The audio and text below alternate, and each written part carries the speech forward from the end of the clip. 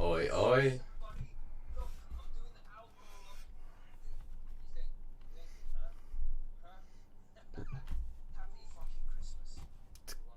I like it.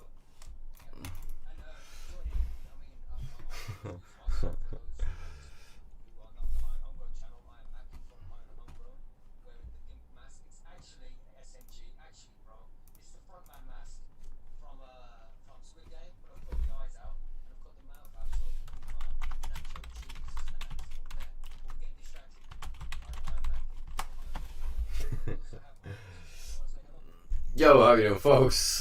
Very special live stream you join us in. Yeah, you get the four of us. If you don't know me, Simpa from Simpa Life. Do enjoy the next few hours. This is going to be quite a ride.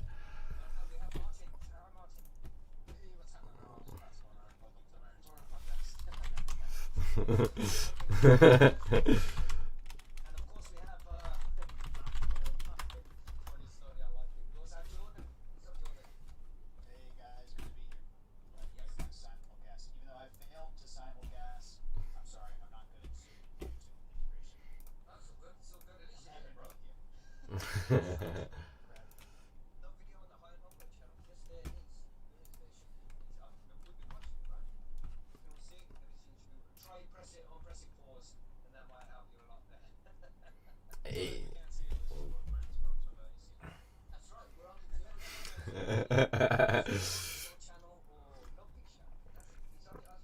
Is this what we're going to be doing for the next 3 hours? Is just going subscribe here, subscribe here, subscribe here.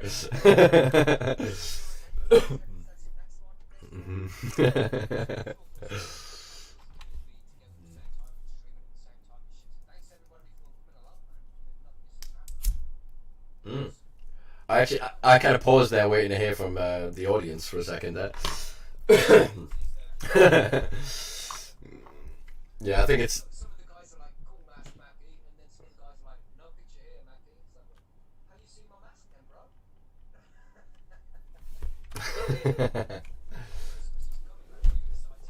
Evening, everyone.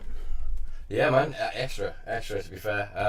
Not for Christmas, but for there to be 2 days where people are not going to be around. You know, retail's going to shut down on Boxing Day as well, and yeah, kind of just looking forward to the streets being a bit quieter, being able to walk like down the riverside through the city centre. You know what I mean? Enjoy a nice joint somewhere. Sorry, I was just drawn in by Jordan's setup there. I was just watching his camera. I was just like, wow, man.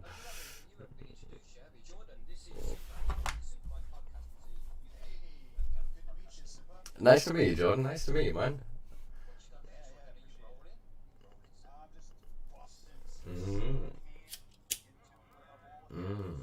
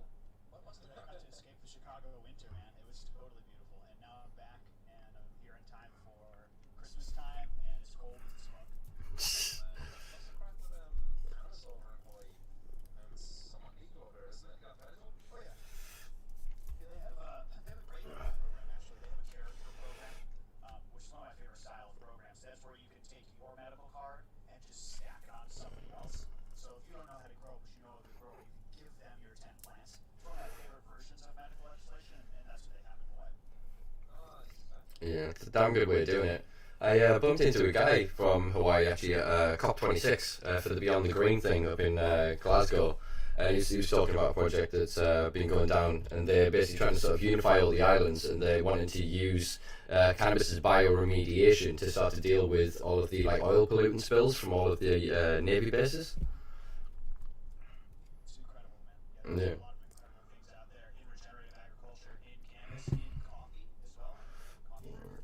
You, me both.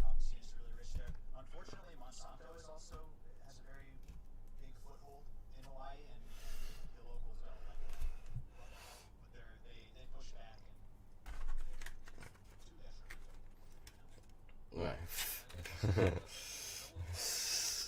Oh yeah. Oh yeah.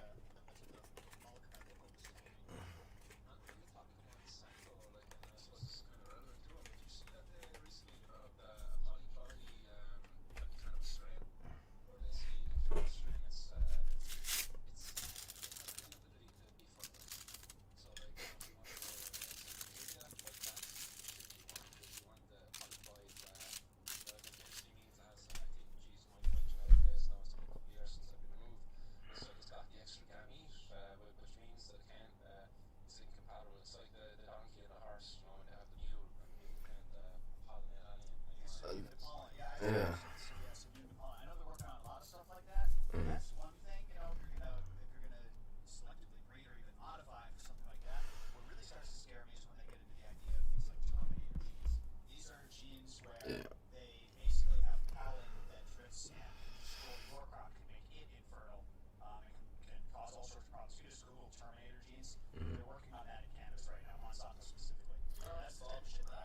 It, dude, it's pretty fucked up. I mean, even if you look outside of the traditional kind of monoliths of agriculture and industry, a lot of the kind of new guys are really using novel techniques. So there's a few. There's a lab up in Canada and one I think down in Cali as well. We're basically fighting over the proprietary rights to the day neutral gene, which is the autogenetic trait. So they were basically trying to state that they had a right to claim toward this gene expression, and then there because of a method that they've produced to be able to guarantee it within whatever genetic they apply this application through. So at all levels, they're really trying. Then you've got cultures and everything else that are trying to move seedless altogether, and it's getting a bit scary for what we all kind of want, which is just to be able to play around with our favorite plant, you know? Sorry, I need a grinder.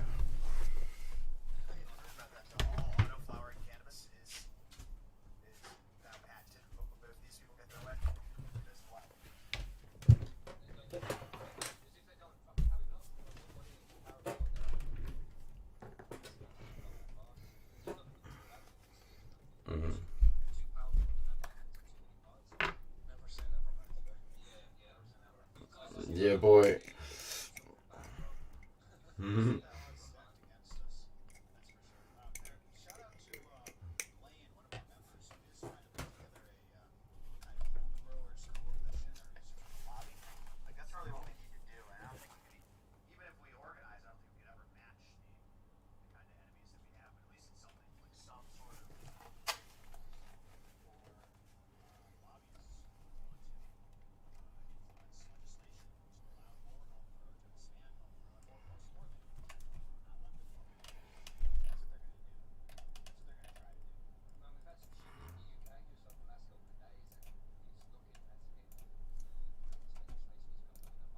Direction of what we were thinking it was going to do.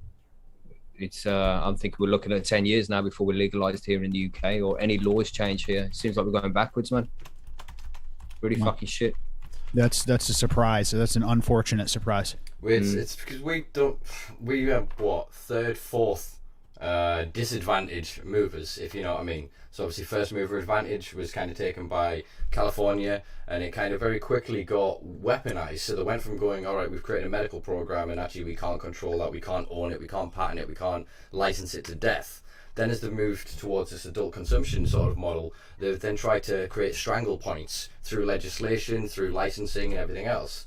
And then as this has matured for the past sort of 10 years or so, over here in the UK, there's been that cartel and monopoly of GW, and there's no reason for them to open up this experiment. They're watching it around the rest of the world, and actually now the big movers and shakers from Canada, from the American markets, are just buying up the British companies. They're buying up the European companies. They're making them subsidiaries to literally just sell then secondary products from these producers. Do you know what I mean? They're not allowing there to be a flourishing of our homegrown industry here in the UK.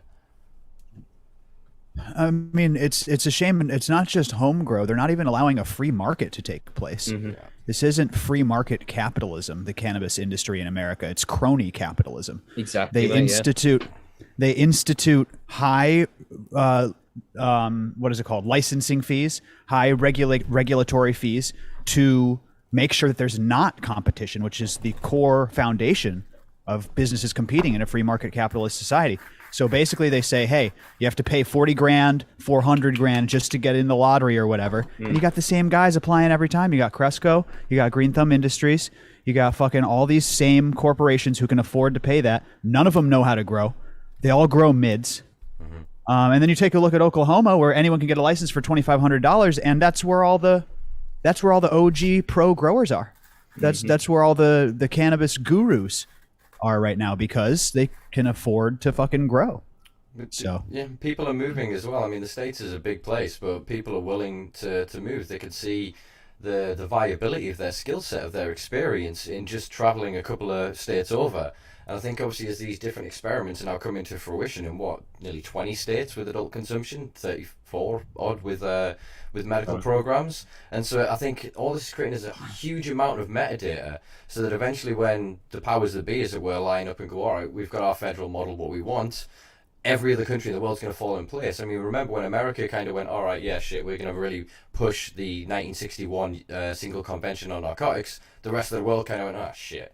And we're dragged along with it. So I think once America federally stepped down, the rest of the world has to move. So I think everything is intertied and intertwined in this tapestry and this bloody cabal that they've created, that we're here picking at straws and trying to figure out what the hell's going on, but they've wrapped everything in a nice bow. They're just waiting for the right time to press play.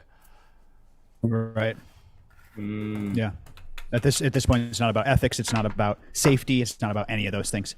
You cannot get Americans. Yeah, just about the status, maintaining the status quo, 100%, because they don't want to rock the boat. Fucking keeping the status quo would be a nice thing here in the UK right now. But fucking, I really do think that they're going to go backwards and lock us down, man. We saw Phil Tony Bevington up on Facebook today. Martin brought it up just before the show here. He brought up that Phil Bevington's friend has had the housing association around his house because they smelt cannabis, and now he's looking at possibly losing his house because of it. Jesus Christ! Just because so they smelt. Did they find anything there, Martin? You've looked into it more than me there. Yeah, no, they haven't found anything. It's his friend by the name of Indica, and apparently he's an Iraq veteran, so he's actually gone to war for his country, and this is how they're treating him then afterwards. His post there, he says that he suffers with PTSD, and he was at a meeting held by his housing association and social services, and with the police also, about a smell of cannabis from his flat. He's on T21 script, on a script that's his that's cannabis strain he's actually on for. He's probably got a private prescription. T21 that's coming in from the Nordic, I think, is the medical cannabis provider there. So because he's a medical cannabis patient, then he's got a smell of cannabis coming out of his apartment. Because of that, that they're now kind of looking at trying to kick him out of his property or his flat. You know, usually I'd be like, well, they'll go to court and they'll figure out, is it a medical use, and he'll get away with it, you know, and he'll be let to do his thing. But the shit was said in the paper over the last week here in the UK.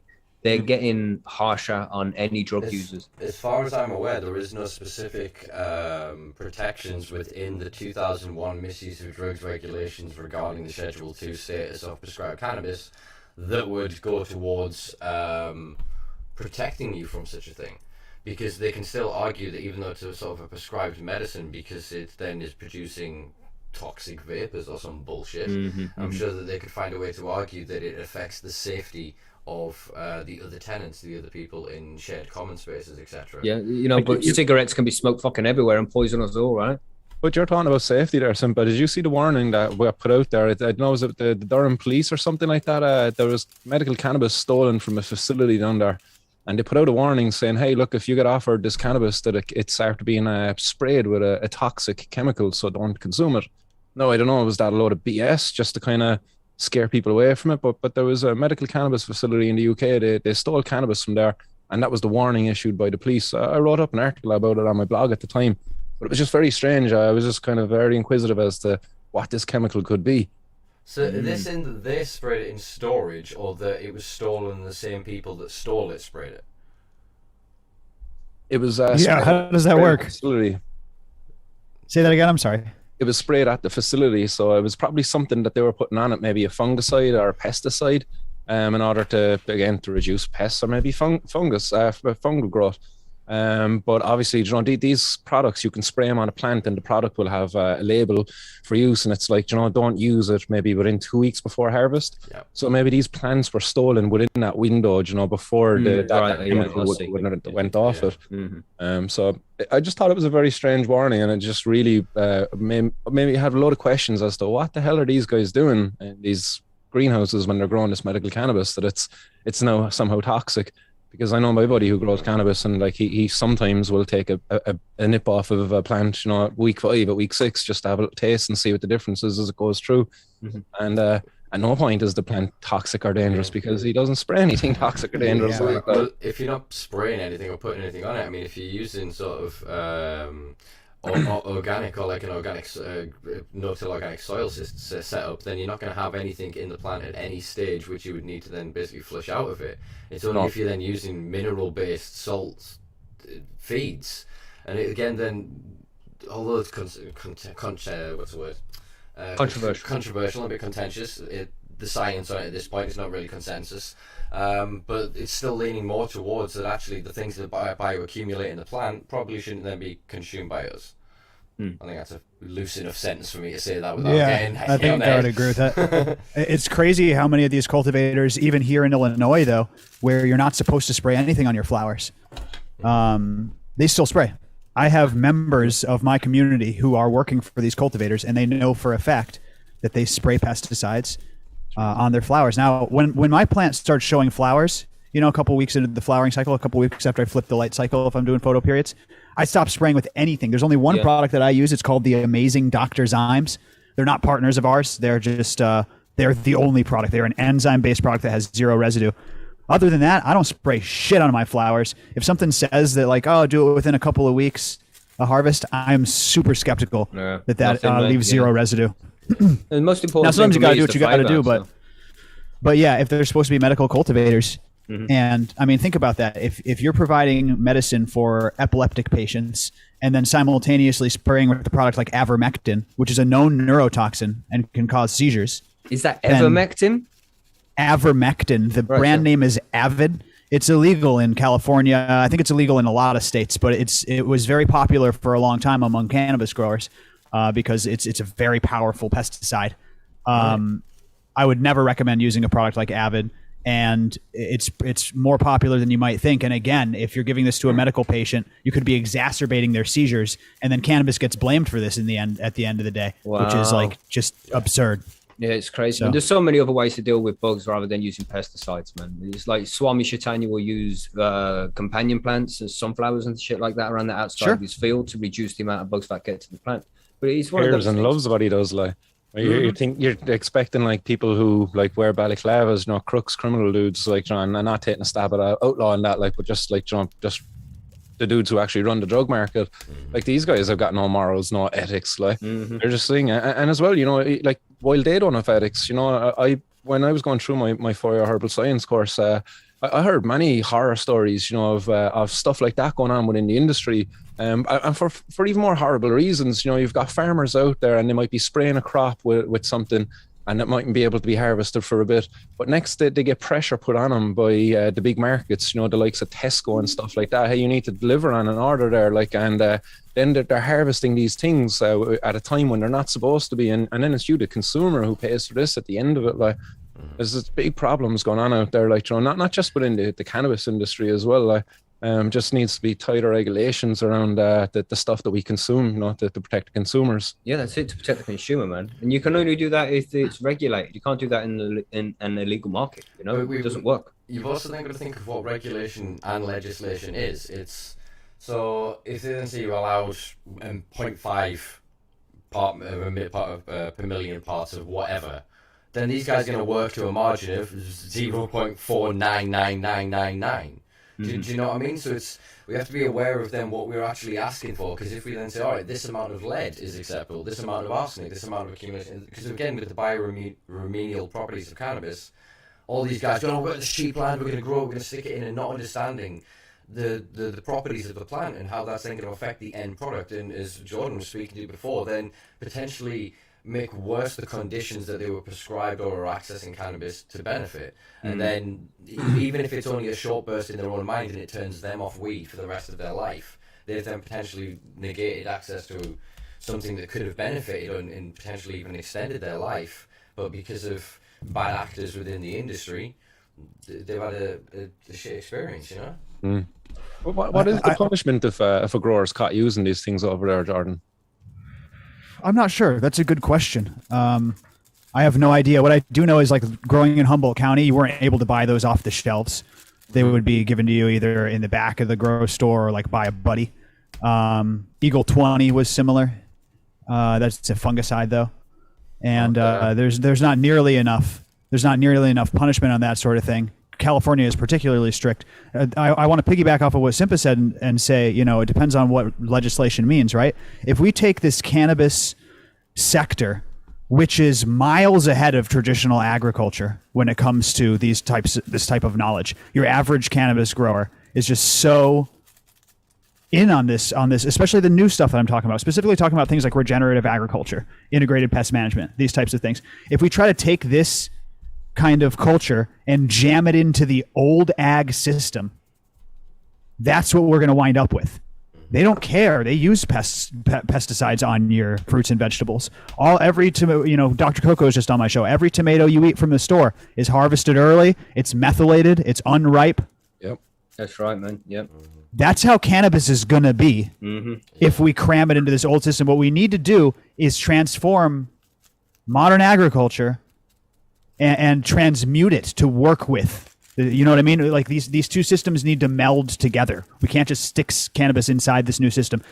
Cannabis has to change traditional agriculture as we know it, and I think that's happening with things right now, like cannabis is agriculture. held under a lot more restrictions than fruit and veg and things like that. It has to go through so many more tests and regulations to make sure that it's safe before it gets to the consumer. But even then, it's only on certain products. I mean, I've brought this up quite a few times recently in my podcast because the film scared the shit out of me, frankly. Mark Ruffalo, Dark Waters, about the PFAS, and these between 400 and 500 unofficially recognized but not recognized forever chemicals that, because they are the proprietary ownership of the people that produce them, we've never had to anywhere study what they do. One of the main ones of these was C8, which is the stuff they put on non-stick pans. That's now in like 99+% of every human and mammal's blood. Yep. And so again, we can talk about, oh, well, these are the things we know, and they can limit the scope of the knowledge through the appearance of transparency, through the appearance of education and understanding, when actually all they're really doing is trying to use fancy words to obfuscate responsibility. When, as I think John spoke up before me, what I found when I was in America and I did my road trip is buying from Cali versus buying from Oregon. Oregon labels said what the hell it was grown with. All the grow medium and everything was on the label. You made that upfront informed decision. Whereas then I found with California, you couldn't get that information. Even if you then went onto the licensed producer's website or whatever else, it was considered trade secrets. And it was really frustrating to me. I mean, when I was staying in Eureka, I drove back into California and I think Pendleton. I did a good several mile journey back up to go to, I think it was New Leaf weed dispensary. Just because of the service, because of the quality and everything else. And then I had to go back past the little California guy going, you got your fruit and veg? I'm like, no, but I got loads of weed and I'm not going to tell you.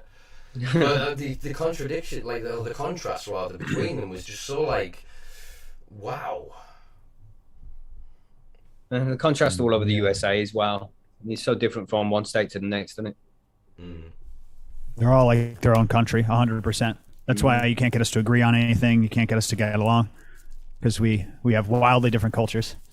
But I love it all, man. I love the United States. I've been all over this country. I miss just traveling and, you know, when things were more open. Yeah, man, I want to get the fuck out of this UK and go over to the US myself, man. I don't think this place is going to be right for me in another few more years. Cause, man, that's fucking crazy. I can't believe what's going on over there. It's bad, man. The government is just so fucked up. Yeah, and where's left at this point, man? You know, where do we go at this point? Canada's all fucked up. I guess I'm headed to. I guess I'm headed to Mexico, or maybe Alaska. Alaska's a state, but it might as well be its own country. It's fucking cold though, bro. Come over to Ireland. It does get cold. It's over next year. But I mean, Macky, if you want to get away, we'll go. It's just Alaska. We'll start a grow in Alaska. You know what I'm saying? Let's do it. Let's do it, man. Let's fuck this shit. I think We'll fight bears and shit. I think Alaska is one of the only places that's got regulated adult consumption lounges, hasn't it? Is that right? I mean, that's probably something to do with the fact that you can't really smoke outside. You'll literally freeze. It's because the feds don't want to go that far and stop it, isn't it? If the weed's working its way up there, you've got to kind of be like, all right, we'll leave you to it, guys. We'll leave you to it. Yeah, totally. There's no enforcement. We just got a consumption lounge here in Illinois. I think it depends like highly on the counties and stuff. The West Coast sucks for smoking. You can't smoke cigarettes anywhere. You can't smoke weed anywhere. I'm weird in that I really don't like tobacco, but I'm pro smokers' rights. There's nothing I love more than like Oklahoma, where you can smoke cigarettes in all these places, and then they pass a law where you can smoke weed anywhere you smoke cigarettes. I'm like, yes, like smoking a poker room. It's like, oh wow, really? You can smoke in a poker room? Love it. If they allow cigarettes, then that's what I heard. Anywhere you smoke cigarettes, you're allowed to smoke Oklahoma, cannabis. you say? Yeah, totally. That's where I'm going. That's where we're going, Jordan. Yeah, $2,500 licenses too, dude. Up and down. $2,500 you can grow. $2,500 you can process. $2,500 you can extract. $2,500 you can have a dispensary. $10,000 you can have a vertically license for a vertically integrated cannabis company. Oh wow. 10 G's out the door. Oklahoma fucking rocks. And that's dollars as well. That isn't even real money. It's about 20 quid in the UK. Bring your Monopoly money. I'm pretty sure it'll pass. You know, fucking hell, man. Wow. And really, I think things are going to change badly here in the UK. And I'm sorry to say that to everybody, but what we've seen happen over the last week, we're heading into a draconian system, and we're not going to have any fucking choice anymore. We're just going to start to... They've said that in the newspapers, like, if you catch your neighbor or a family member, even a fucking family member, mate, if you catch a family member smoking cannabis, then you need to report them. We can see what they're doing, man. It's I've said this a few years ago. This is what was going to be happening, is that they can't eradicate drugs. They can't murder, destroy, and intimidate enough drug consumers that will all just disappear and piss off. The market is too valuable. They'll never be able to take it out of the hands of the criminal element by suppressing it. So what they've done is they're going to co-opt it. So this is exactly what they've done with cannabis. They've created these medical programs where they then become the gatekeepers, they become the licensees, the prescribers, and they make bank at every point of access. They're then doing the same now with the synthetic analogues that they're creating from entheogenic compounds to then create novel therapies and novel applications that mean that if you've got the money, you're a patient, and you can take as much ayahuasca and DMT and find yourself and just go on all of this sense of discovery. As long as you're the right class, you got the right money, and you represent the right ideals. Yeah. But if you're going to then go and have the mysterious and profound, and go take MDMA with a lot of people at an illegal music event, and realise there are no class barriers, there are no race barriers, all of these things are constructs, abstract, and not really relevant to what it is to be human. That's what they want to criminalise. It's not about the dealing. It's not about the kids on bikes and stabbing. It's not even about the tens of millions being shipped out of this country every week on pallets from the criminal organisations growing and running the rest of the markets. They're scared of social change, true social change. Mm-hmm. Yep, here. What do you think about in Ireland, Martin? You think you're going to head the same way as the UK, or do you think you're actually going to head in the right direction? Oh, fuck no, we're going the right direction. I'm going to make sure of it, man. I'm sure you are, mate. Steer the ship in the right direction. Anyway, at least when it comes to drug policy, like, we just have to wake up the people, like, because it's the people who fall in for all of this shit all of the time. Like, it's our communities that are getting destroyed. It's our police force who are supposed to protect us, who are actually turned against us, you know? Mm-hmm. It's the court systems that are there to protect us, and they're working against us again.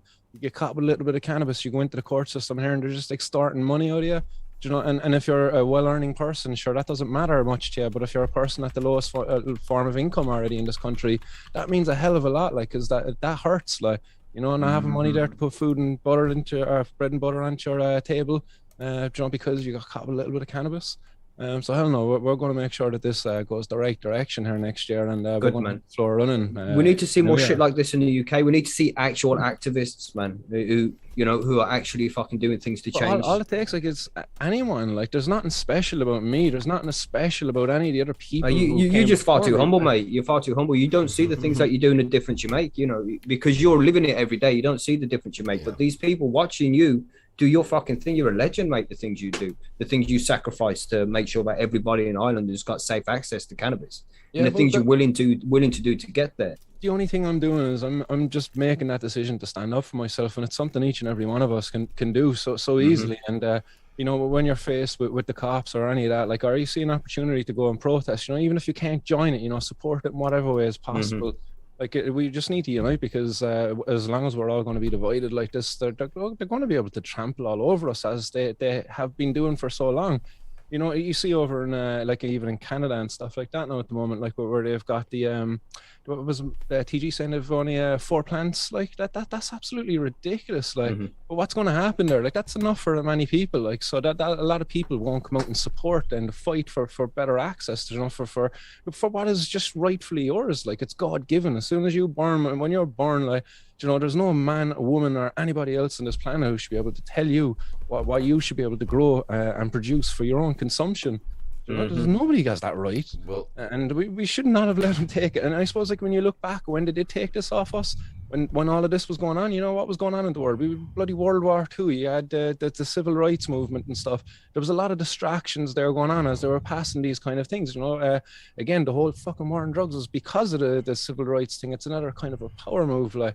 Again, just to trample on people's rights. We can't lock them up because they're black, or because they're hippies, or because they're anti-war people, but we can lock them up because they've got this thing in common. They got the drugs, you know. And it's incredible, man. I mean, because you can see medicines that were created like over 100 years ago in bottles, cannabis indica. You know, use it for back pain and this and this and this, and it's in a fucking bottle, and it could have been bought from a pharmacy back then, and then they just shut it down and nobody's allowed to have it anymore. Hundreds, thousands of years even previous to that. And Martin brings up an interesting point. So I've been sort of dealing with and mulling on back in the back of my brain for quite a while, which is, why should there be any arbitrary plant number whatsoever? The only people that seeks to then gain is licensed producers. Yep. There shouldn't be any arbitrary restraints. It should literally be, I have a room this big. How many plants can I put in it? How much can I yield? The regulation and restriction should then come on the commercial interest. If I didn't want to sit and smoke this entire room, fuck you, you do not need to know about it. I shouldn't have to pay any goddamn tax on it. If I then want to sell it for profit, then we should look at it. Because obviously then the cultivation of filling this room, I'm paying tax on my electric, on my seeds, on my on the equipment, you know, on the water. I'm paying tax the whole way through the goddamn thing. I don't then need a further penalisation for what? And I don't then also need somebody to come around and go, well, actually, you grew this many plants and you got this as a yield, and then recording wet data, dry data, and all the rest of it. It is such a farcical way, because, again, who does that data serve? It's not going to be to our benefit in the end. It's going to empower algorithms and new determinative systems that are going to then determine how they create a globalized model. You've got to remember, this is what they want, and it's still day one. So we can either be sat here in 30 years going, how the hell did Starbucks end up owning everything? Amazon owns everything. Well, Amazon is going to get into the they're going to get in. It's because cannabis is it's a decentralized form of currency. You know, you can grow it yourself. You know, if your mate's a plumber and your pipe's broke, you know, well, I'll give you a queue if you come here and fix this fucking thing for me. You don't have to pay cash. You know, it's a decentralized form of currency essentially, and that's one of the reasons why they want to stop more. It. That's how I pay for my It is one of the hardest. It's one of the hardest commodities to control. One of the hardest value exchanges to control. I couldn't agree more, and that's why I think it's so important to get as many people growing their own as you can. I want to second what Percy said about what Martin does. I think it is absolutely extraordinary. I don't think we can expect everybody to do the types of things that he does. But what worries me is that they kind of, a lot of these people I see, a lot of these growers, you know, like Instagram growers, for instance, growers on social media, I worry that maybe this kind of goes back to neuroscience and psychology. I worry that they kind of blow their dopamine load on tweeting about a problem, or tweeting about the cannabis industry, or tweeting about how it should be, or making a comment, and then never really moving the needle in real life. Yeah. So this is something I talked about. Martin was on my podcast, by the way. It was a great episode. But this is something that I talked about. Like, you can form the most perfectly crafted tweet that gets retweeted more than any tweet in history about how unjust the cannabis industry is and how this money should go there. And you can do that and be number one. I still don't think it's as effective as getting one person growing their own bud, or turning one person on to the difference between dispo or home grow, or turning one person on to medical cannabis. I think that like that's the shit that really moves the needle. And if we could all just do a little bit like that, I think that's how we come together. Because like somebody said, I forget who said it, but like they're going to tear us apart because we're fighting each other. That's how they're going to win. We're not united as a community because we're fighting over organic versus synthetic and HID versus LED. And this breeder's a clown and you grow him, so you're a clown. And if we're all fighting each other, dude, it's divide and conquer. It is like tactics 101. They're going to come in and fucking destroy us. Yeah. I had a couple of questions there regarding my GIMP mask. Let me just address this, right? One, usually I sit behind an avatar and I hide my face completely. But, you know, because everybody else got their camera on today, I thought I'd make a special exception and get the GIMP mask out. But it's not a GIMP mask. It's the frontman mask from fucking Squid Games. Can't see the shape of it, shit. Anyway, and also, if it is a GIMP mask, it's because this is a demonstration of how hard the government is fucking me without my permission, not even using fucking lube, man. That's what this is. I have to do this because otherwise the government's gonna come for me, put me in prison, and my kids will lose their fucking house and all this shit because that's the kind of society we live in. We're all fucking gimps. I'm just wearing the fucking mask. That's why, motherfuckers. Sick of this shit. People living in fear, but if they hide behind masks and stuff because of what you said, you're afraid that they come for you. Yeah. And just to go but back, it's not, I'm not afraid that they'll come for me. It's my kids that I'm not concerned. I don't care. I'll go to prison. I'll do this shit, man. But exactly, my kids will but suffer. they come for you and your kids will suffer, like, as a result of them coming for you. But to go back to what Jordan was saying, you know, is that you can't expect everybody to do what I'm doing, but when you actually think about it, like everybody's already doing what I was doing through my actions, you know, people are already in possession of cannabis, people are already consuming cannabis, people are already growing cannabis, they're just doing it alone. They're all, again, going back to what you were saying, we're all divided, we're all hiding because we're all afraid of getting caught. We don't want to get caught because we don't want to be taken away for our families, we don't want to lose our jobs, we don't want to lose our ability to pay our mortgage, you know. This fear keeps us all divided, and we're all doing what I done. Like if we all just got up together tomorrow and went out and every week we all just got together and, like said, we've enough cannabis. Like in Ireland, 17% of the adult population said that they've consumed cannabis once, at least once within the last 12 months on a very prestigious survey, the Eurobarometer. So that works out at about 550,000 adults. Like if we were going to get like 1% of that number, 1%, like that's enough to break the system. If we got 1% of that number engaged every week in a form of civil disobedience, whether it's consuming cannabis, whether it's growing more plants than you're allowed to be growing, you know, shout out to any places that should be fighting this stuff. This is how we're going to do it. You know, we unite. And we just say, look, this system can't handle us. There's too many of us, like, and these laws, like, there's nobody getting hurt by us breaking them. So we need to break them because it's our bloody right to be breaking them. You know, it's a protest, and we all just need to be just reminding ourselves we have a right to protest for our rights, and breaking a law where nobody gets hurt. That's a goddamn effective protest, and if you do it in big enough numbers, we can do it. And we have to remember we're already doing it. Macky, you know, you're already doing it. You could get your door kicked in at any moment right now, you know, and it could be through no fault of your own. It could be just because your neighbour might have just not liked you and said, oh yeah, he might be selling a bit of cannabis there, and the cops will kick in your door and you yes, mate. And all along, you know, you're going to be dragged through the court system, and you missed an opportunity over the last number of years because we were all hiding out. We're all sitting back and hoping that we don't get caught, you know, and we're all looking over the fence at the other people who get caught. You know, we're reading the stories and we're outraged, but what's the outrage? As you said, like, you can write the best tweet or the best article, but really, like, that does very little, you know. And it's like, get people growing, get people onto the cannabis and knowing about cannabis, and then getting people out onto the street then in support of that then as well. Like, they can't lock us all up, like. Yeah, I mean, unfortunately, I applaud and agree to the vast majority part. Unfortunately, now we live in the UK, where very soon we won't have a God-given right to protest. It will be basically illegal for us to do that. So, I mean, the UK, take that in isolation for a second, but we also suffer more in the UK than I think a lot of our neighbouring countries, with the fact that we were so deeply astroturfed leading up towards the 2018 regulation changes. There was such division, and there was such entities put within the community and people put against each other, literally set at war against each other for the interests of a few corporations, so that we stood there with placards and plants, and we risked arrest, and several were arrested, to back this narrative of a legislative change that then didn't benefit us. it created a very narrowed pathway for profitability for a few handfuls of corporate interests. It didn't then really do anything for us, and I think a lot of people in the UK now are so frustrated and so pissed off that when they see somebody rise, they just go, nah, you're wrong. Even if they're right, they see them as wrong. Do you know what I mean? And there is this kind of feeling at the minute, I think, of such distrust within the UK cannabis scene. Even though we are all speaking and wanting of unity, it is so hard to find a flag to march behind, as it were, because even the idea of there should be a flag is hard for a lot of people to gather, and it's not necessarily even needing that. I mean, the argument is basically... We all need to get a leave me the fuck alone flag. That's what we need. Just leave me the fuck alone flag. Yeah, but stay out my business, you know? But it's the I don't want to say that cliched term of silence is violence, but at this point is that we're choosing the side of the oppressor, and actually those that are then standing up, if they're not espousing the correct narrative, they're actually then creating their new prison. They're enslaving themselves into the future.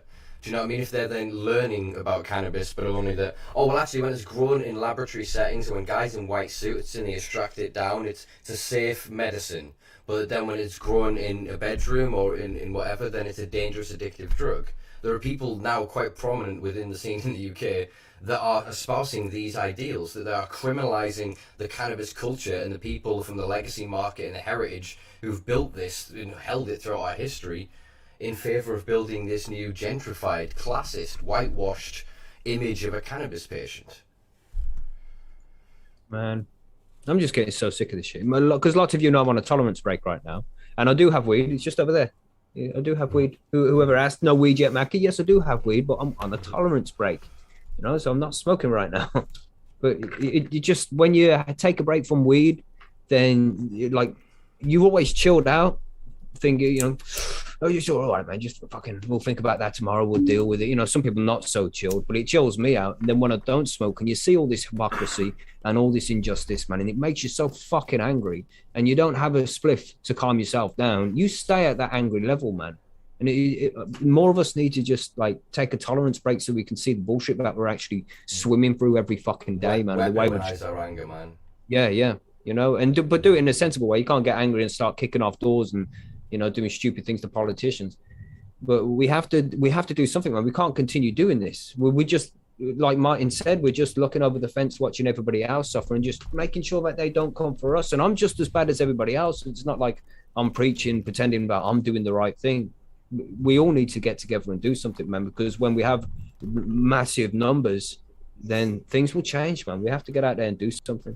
So it's taking that collective civil disobedience, as sort of Martin was alluding to before. It's that if they can have more coordinated campaigns, I guess, or awareness, so that people know that, on this date, we're all going to try and do X, Y, Z.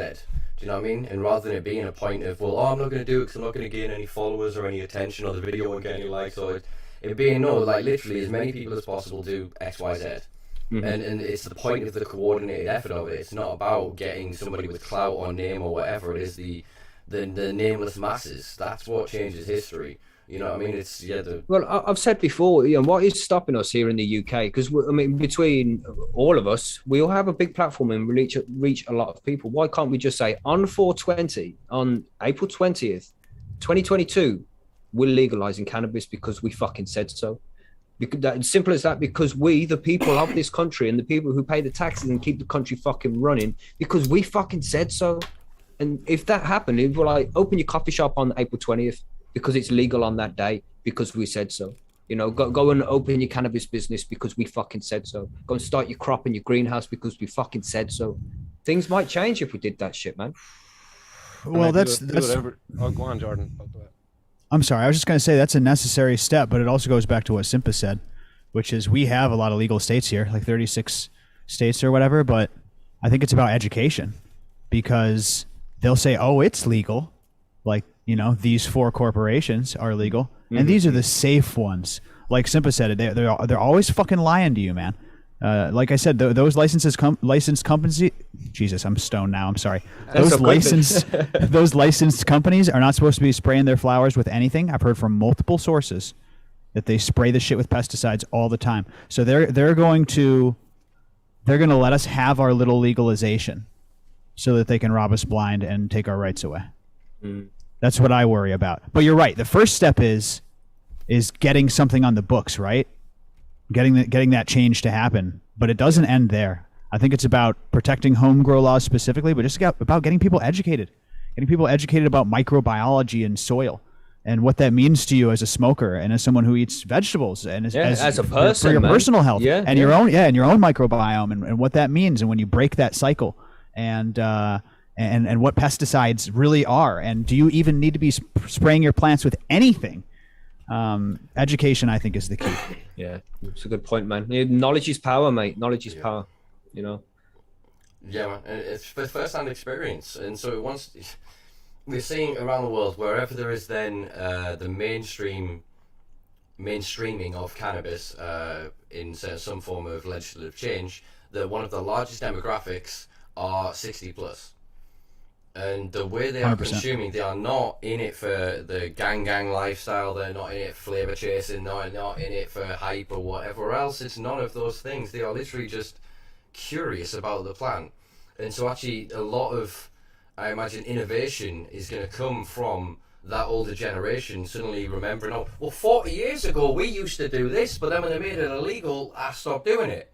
Suddenly they could reconnect to that knowledge, reconnect to that awareness. I mean, again, as you said before, the transference of certain industries. So now cannabis has risen to a certain level that people from pesticide production, people from other agriculture, people from vaporization, from banking, legal, whatever, are now sidestepping into this, and they're bringing their awareness and their dirty tactics and their little tricks and their ways of skirting around legislation and how to pay and bribe this and this system and get this guy lobbied. And they're creating and free forming and building this streamlined industry that will serve them at every vertically integrated point. And we will basically be allowed to enter as consumer or as dog's body.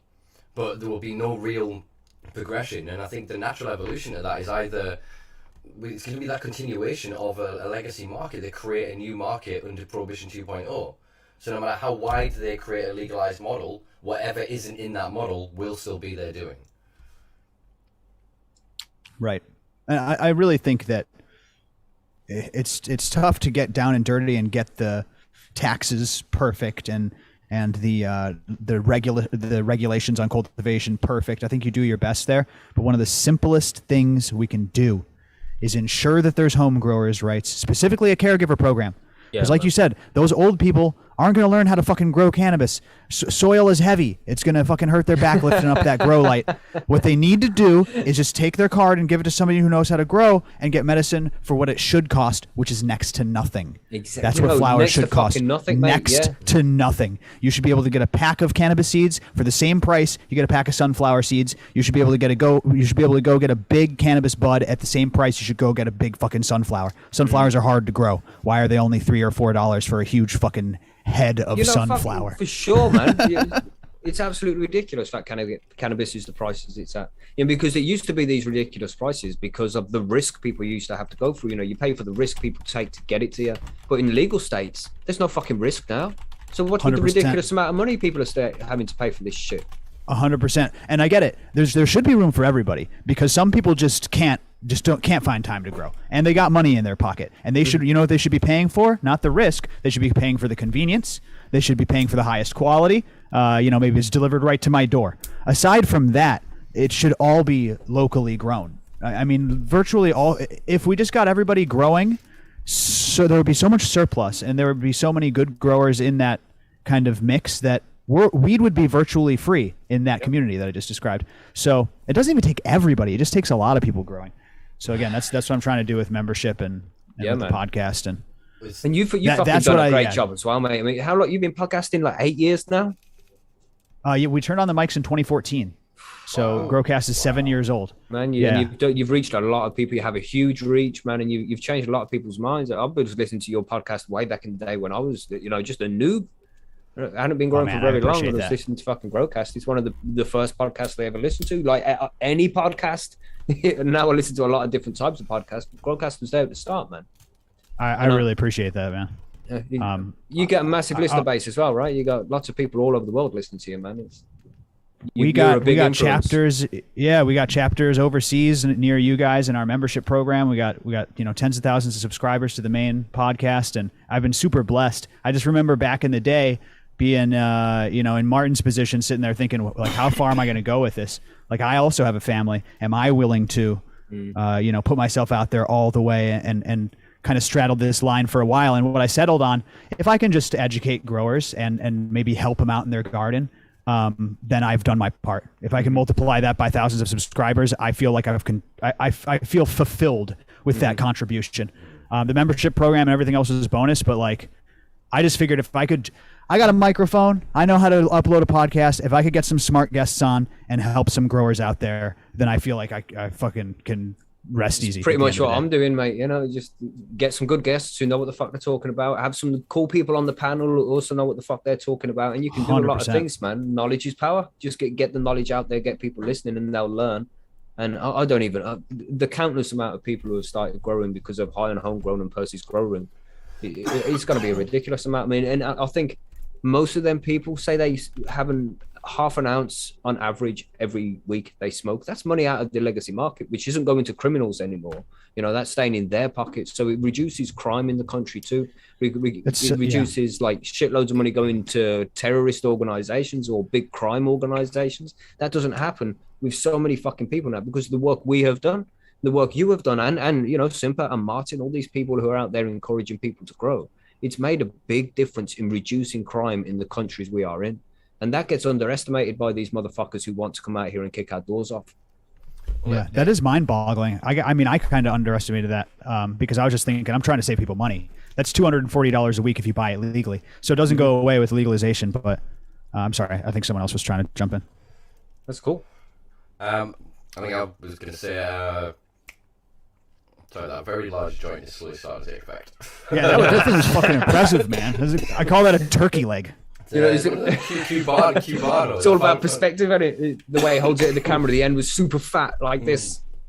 I'm still trying to frantically get back to what my point was going to be. Not only does it divert that funds, it can actually help facilitate social mobility. It can then actually help to start regenerate local areas. So outside my window here is one of the most impoverished regions of Durham City and Durham County. County Durham, which is then actually still ranked the third most impoverished region in Northern Europe, thanks to economics and various other issues. In the UK as well. But these guys out there, a lot of the dealers there, whenever they sell a 20-bit or an eighth, that's literally putting a meal on the plate for their kids. That's putting clothes on their back. It is a direct link to economy. And the cops figured this out, like, man, just under 10 years ago, you know what I mean? Maybe 7, 8 years ago. And they slowly started to evolve and change the way that they were dealing with people, and they were no longer going after the low level because they recognised, wait, if we arrest this guy and we take an ounce off him, he owes 100 quid to somebody. How's he going to get the 100 quid to do that? He's now going to go and take twice as much weed to then go and sell to make the margins back to pay off that debt to start again. Hold on a second. Are you insinuating that police actually think? I'm insinuating that at least a couple of them, for a short period of time before, unfortunately, one of them died. Yeah, he died, and it was Ron Hogg, was it? Yeah, the late Ron Hogg. Mike Barton obviously then retired as well, who was our chief constable. But for a little while up here in the north, they were trying. They were really looking at the situation, understanding these microeconomies and how, if you allow somebody to have supplemented access to, say, heroin, diamorphine, that suddenly inquisitive crime goes down. Car stereos don't go missing.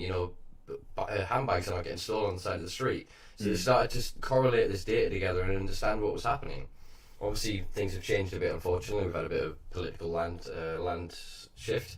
But I think that this whole 10-year thing that they're trying to do in the UK, like I said, is almost a soft touch. It's a way for them to continue attacking certain classes and certain groups, but then also creating a nice narrow avenue of profitability. So in the UK, they had these huge scare campaigns at the music festivals like Boomtown, Elusive, and Bolter, because of the kind of drug-cultured consumer that would go there, the person from what culture they belong to would attend. And so they would take a lot of things like ketamine. So then one lassie tragically died in a Portaloo in, I can't remember what year it was, in Boomtown, and they had this huge thing for the rest of the festivals about how dangerous it was. Now if you pay $6,000 to go down in the UK in Bristol, one's about to open in London. I actually found out, I can't remember which state it is off the top of my head, but one of the American states as well, you can get ketamine infusion clinic. So you go, you spend several grand, they do an intravenous infusion through a controlled K-hole, effectively, through a tripped experience, where you can deal with trauma and everything else. So the juxtaposition between these two things, you know, you getting caught with ketamine and potentially getting tried because you provided a drug that killed somebody, to then being the person that's been able to provide these therapies. Do you know what I mean? You can see the classist inclinations. You can see the double standards. It's shocking, it, mate. It's absolutely shocking. And this is something which you're just seeing constantly rise here in the UK now. It's like it's getting worse and worse every day. There is a double class system that's developing here. A joke, yeah, it is, mate. It's fucking shit. But so's Labour Britain. It doesn't matter who the fuck we vote for. Exactly. It's neoliberalistic politics. The left and the right, neoliberalistic capitalist politics. It needs to end. It's a system that doesn't serve the people. The vast majority of people in the UK do not vote. They do not participate in the system. They are the largest block of people. You know what I mean? So if 30% how at least. How is this then representative democracy? So again, the systems are broken on both sides of the Atlantic. In fact, most of the Western world, of these free neoliberalistic democracies, they were deliberately controlled and infiltrated from the conglomerates, from the investment vessels, from these private groups and cabals, these people that get together and like shake each other's hands in funny ways, you know what I mean? Yeah. And we had Steve here says we need the Green Party, and it's like we need to revamp democracy altogether. This isn't working. They're all fucking lying bastards playing on the same team that is their team, and our team is all the way down here just working for them, paying taxes to make sure they can have their fancy fucking jobs and houses while we all suffer at the bottom. Do as we're told, you know, that's what they want. They want a good conforming society that is just going to keep them rich, man. Don't ask questions, keep doing as you're told. We need a completely different political system than what we have now. This doesn't work anymore. It might have worked 100 years ago, but we live in a completely different world than we did 100 years ago, and things can be better than this. 100%, exactly. You think of the power of our technology. You look at the start of COVID in this country, they were able to send a letter. He said it, everybody, smoke. He said the C word. He said the C word. God damn it. I think the stream just went down. Yeah, that's it. We're shut down now. My point being is it shows you the capabilities of the logistics of a country. There is just then not the impetus to do so. They're not really interested in connecting us in that way.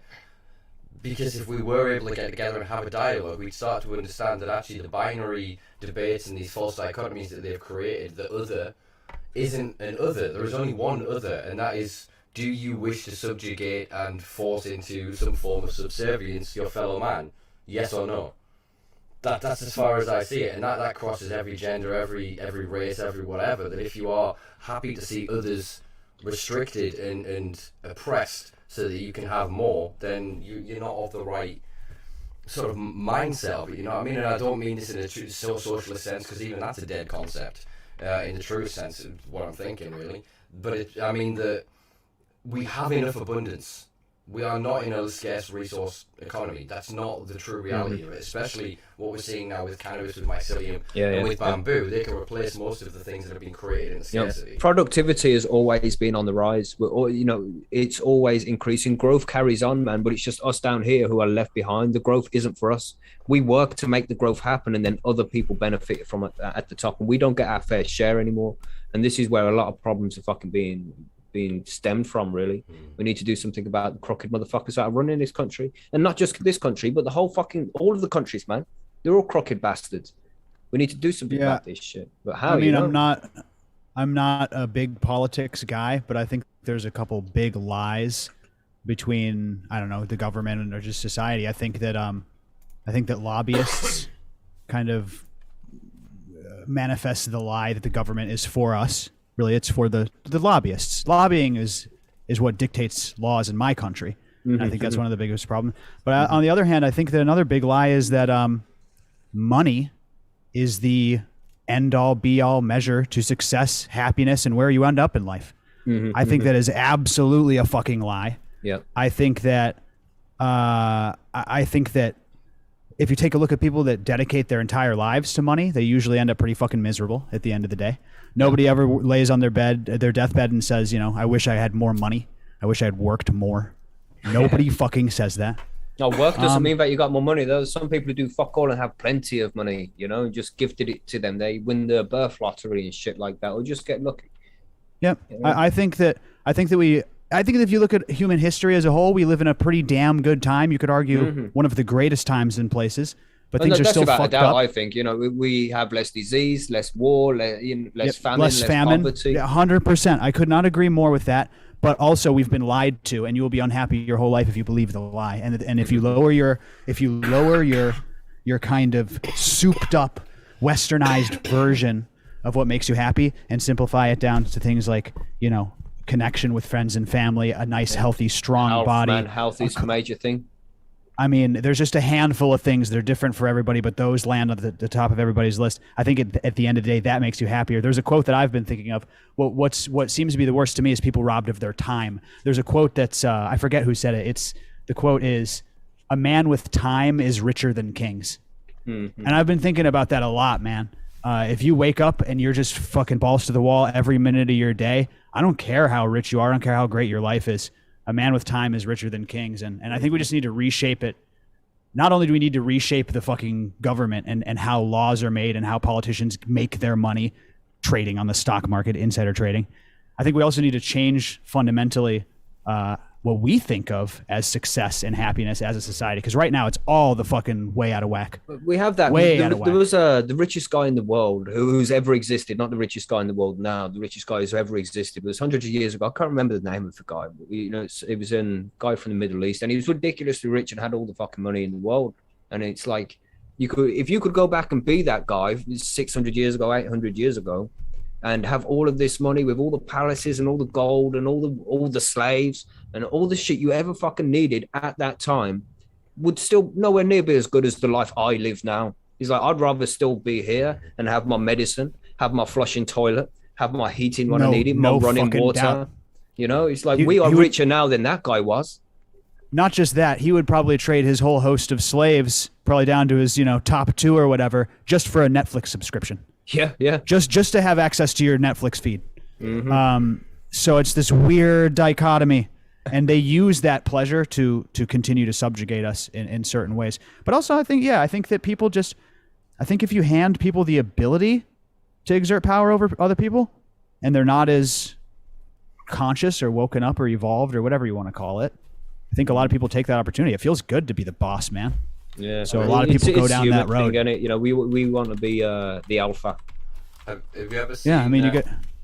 So I'm going to interject there for a second because you do actually raise an interesting point. Have you ever heard of the is it the Stanford prison experiment?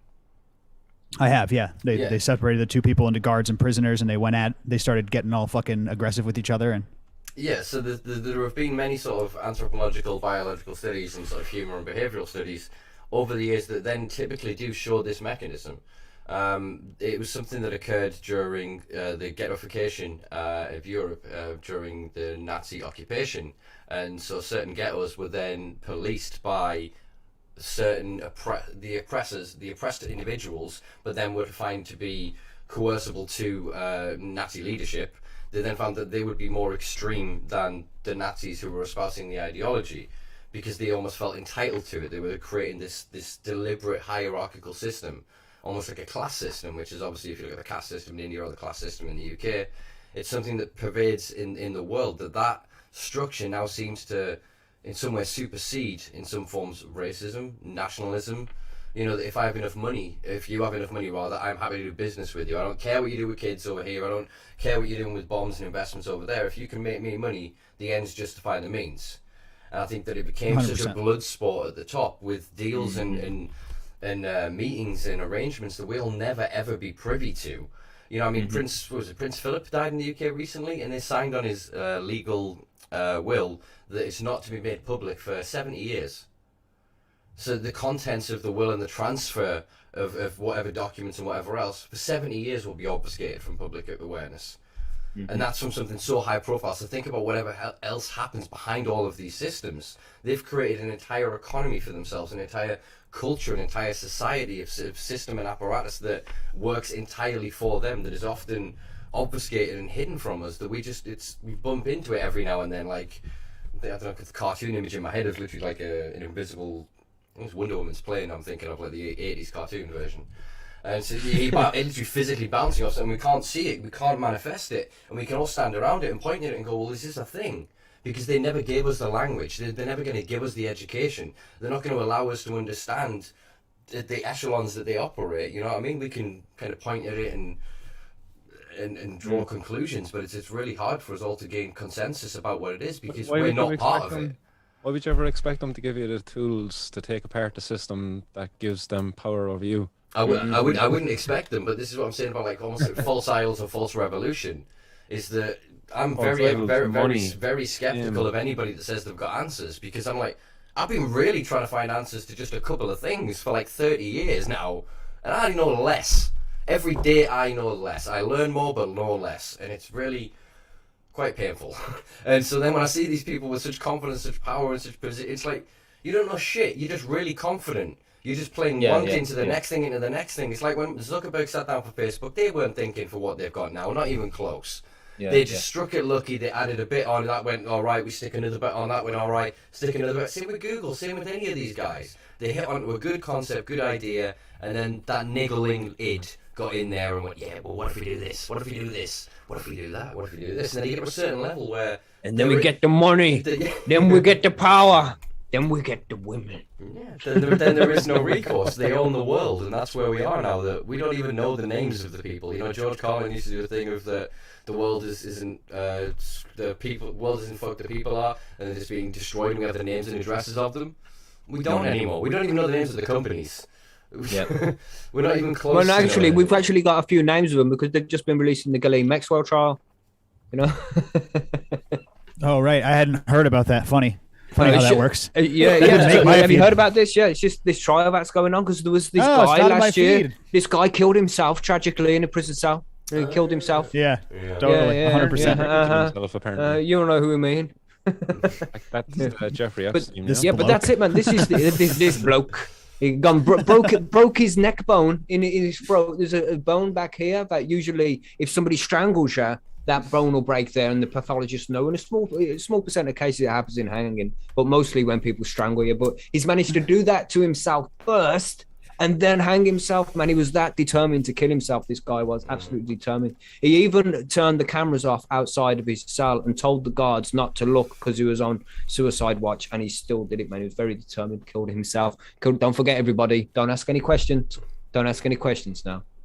Especially about But yeah, you think of the issues that we have in the cannabis space and what we're trying to get to grips with, and you're like, no, well, there is such bold and like the infrastructure around us is literally being destroyed and trampled by giant pink elephants that we're not allowed to discuss. You can't move for all of the pink elephants in our society that we're told to ignore, and we're all just going that little bit mental inside, just going like, well, but there's other things, right? What do? The weather's nice, isn't it? The weather's really nice. You going on holiday this year, yeah? Yeah. Oh, and talking about money as well. 2 seconds. You forgot about your edibles, didn't you, bro? It was that turkey leg. It's that turkey leg. It's the smoke alarm's got delayed reaction. It's that stone. That was too good. Oh my god, I just got a fungus gnat. This whole show is breaking down. Oh, lame. It's just come flying at you. I destroyed them. Good.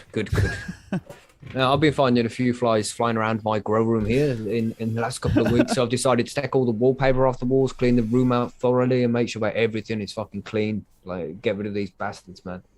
Yeah, don't go hard. This time of year, they'll be fucking settling, looking for a nice place to winter. Well, I have a worm farm indoors as well, so it's easy to get bugs in that, and they can sometimes transpose themselves into the grow room. So. Yeah, man, get that thin layer of play sand on the top of your topsoil. Use it as like a mulch, because the fungus gnats are born pregnant, and so when they're flying around, they're dropping eggs. Don't spray to kill fungus gnats. Spraying is not effective, because they're always coming out and dropping eggs. Put a little layer of dry sand, like an inch or less, play sand, rated for humans to play in, rated for kids, and then that'll end their life cycle, man. Best thing you ever did. I don't really spray anything on my plants, even if I do get bugs. It's like, fuck it, I'd rather have bugs than pesticides on my shit. I can wash the shit and the bug jizz and whatever the fuck they leave on my buds off the fucking plant afterwards, man. I'd rather just do that. It's natural, man. Plants have fucking bugs on them. It's just the way it is. And if you have healthy plants, they'll have natural defenses. I'm sorry, go ahead. Exactly, mate. That's what I was going to say. It seems like foraging mushrooms or whatever. You know what I mean? You're going to end up eating maggots and shit. You're going to end up coming across various things. All I was going to ask Extra protein, bro. So good. Is that diatomaceous earth is another thing that's quite often used by a lot of people to sprinkle in the top layer of soil. The problem with diatomaceous earth is once it's wet, it's ineffective. It goes like a clay. Yeah, and you generally have to keep your soil, especially like a living soil grower wants to keep his soil moist for the microbes. So something like sand can wet and dry, but the diatomaceous earth is more devastating. Like that stuff is like glass to insects. I like to use that totally. Yeah, I like to use that as kind of like a barrier. It's great for like maggots. If you get like maggots in your garbage can, yeah, totally make like an impassable Mordor mountain of doom of fucking diatomaceous earth. But my favorite go-to for gnats is play sand, just a small layer, not too much. Mm-hmm. We have a question here from Galandil, but we're going to ignore it because it's Galandil. I'm just being a dick. Sorry, mate. I have a cannabis-related question, and they told me I could ask it here. I don't know who told you that, bro. But we're going to answer it anyway. A good strain for helping sleep with less THC as possible. What do you think there? I'm only trolling as well. Galandil's a good guy, man. Fuck you, Max. You see, this is why I talk to him like that, because he says things like that in the chat. That's why. You know what I'm saying? As little THC as possible. Like he wants, if he could have it, he'd have no THC. Yeah, is that what you're saying, Galandil? Would you rather do a 50-50 or, a 1-to-1 ratio? If he's looking for a hemp strain, there's a couple really great ones. There's one called Cherry Wine that's very, very popular. You can pick that up from a guy named Heart and Soil Project. And then there's also an actual hemp farmer. If you just want to order flower to your door, because that's totally legal if this guy's in the United States, you can go to Canna-Mas Hemp, and that's organically grown Virginia hemp flower. They also have cartridges like Delta 8 and all sorts of fun stuff. But grab the CBD hemp flower. If they're not sold out, you'll find some at Canna-Mas Hemp. Not partners of ours. He's just been on our show, and I know that you can legally order that in the mail. So that'd be my suggestions if he's in the States. I would definitely suggest getting on some of the CBG strains. The cannabigerol seems to be quite effective there for helping people with sleep and stuff like that. And you get some nice CBG strains there from some companies all around Europe. So literally just type it in and Google it, and you'll find some stuff. And I'm sure you'll be able to put best practice and make a good purchase for yourself, dude. But CBG, look for it and check it out. There's good strains out there. Anything CBD, man. What are you saying there, Simpa? Sorry? I was going to say early cropping as well. You take down earlier because of the way the cannabinoids branch and develop. You can obviously change the expression of the profile if you take it down a few weeks earlier. It can really change sort of the effect. I mean, obviously you reduce... That's CBG. That's what you're talking about. Yeah. So what I'm saying is you don't need specific strains. You can effectively get different expressions from the same cultivar by just flowering it out at different stages, like cutting it down at different stages, but you will get obviously a hell of a lot less terpenes because they'll tend to obviously develop sort of later on in it. Yeah, Galando said it's for my girl. Had a bad trip with high THC, so she wants to try as low THC as possible. Yeah, it's understandable. It's not for some people, man. Some people can really fuck with them, you know? There is one thing that I do want to sort of put out as a concept between us having this chat. What we seem to understand from the bronchial dilatory effects of cannabis and the protection for the lining of the lungs seems to be related to the consumption of THC. So if we remove THC from the equation and there is the combustion of carbonous material without something that then is potentially anti-cancerous and protectant of the lungs, could long-term exposure of this then potentially be dangerous? That's just the theory. It's something I've been thinking of for a few years. I put it out in a blog a couple of years ago on I Smoke, and no one I've really spoken to ever since has kind of... Yeah, it's a difficult one, I think, because it's difficult for us to come up with evidence like that, and find out real evidence and find studies that have been done to suggest that THC does prevent your lungs, or just does prevent cancer at all. We still need to see through the proper studies, man. Well, there doesn't seem to be any strong links there to be made. And if there was, but you be sure, man, they'd be parading that stuff down the street every week, you know what I mean? Yeah. Like, cannabis does cause cancer. We've got this. They've got no evidence. Anytime they've went and it's like fucking patenting. It's got to depend on what type of cancer it is, and cancer medicines. You know what I mean? Like the US actually have a patent on cannabis for using it as a cancer medicine. And how did they get that? Because they were trying to find a fucking proof to show that it causes cancer. And they're like, no shit, actually, bollocks, boys. We better patent that anyway, boys. You've gone the wrong way, you dickhead. Exactly.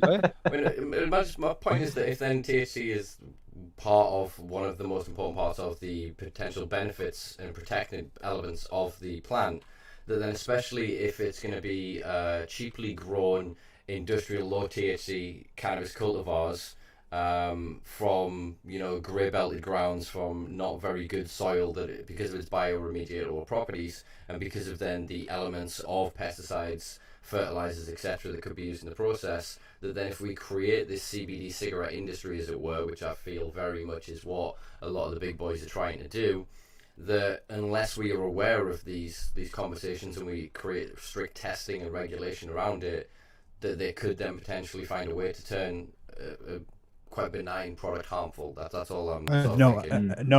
I actually have to run in 5 minutes, but I want to chime in on this. That's an excellent point, Simpa. Already confirmed. I'll tell you, the case is already true. The exact scenario you just laid out is already true with coffee. I study coffee. That's the other thing that I study. If you're drinking low quality, pesticide laden, mold covered coffee, it is a health negative. If you're drinking regeneratively farmed, organic, pesticide free coffee, it is one of the most powerful plant medicines on the planet. I would put cannabis and coffee as far as disease prevention. Look up the white paper studies if you haven't looked into the health properties of coffee. They will fucking blow your mind. You've just blown my fucking mind. I never even considered that before. Mold and pesticides and shit on coffee. What the fuck? I didn't even think that. It's so bad. We're gonna do a whole nother stream, me and you, man, and I'll open your eyes to moldy coffee and all that shit. Not only did what Simpa is 1,000% right, because not only is that possible, that's what's going to happen. Again, if they stuff it into this old ag system. And I would just want to say about the biology, you're so right. That's the key. I mean, obviously, if we can do pesticide free, holy shit, thank God. But even that's too far of a stretch. But what they're going to do is they're going to farm it with synthetic fertilizers. It's going to kill the biology in the soil.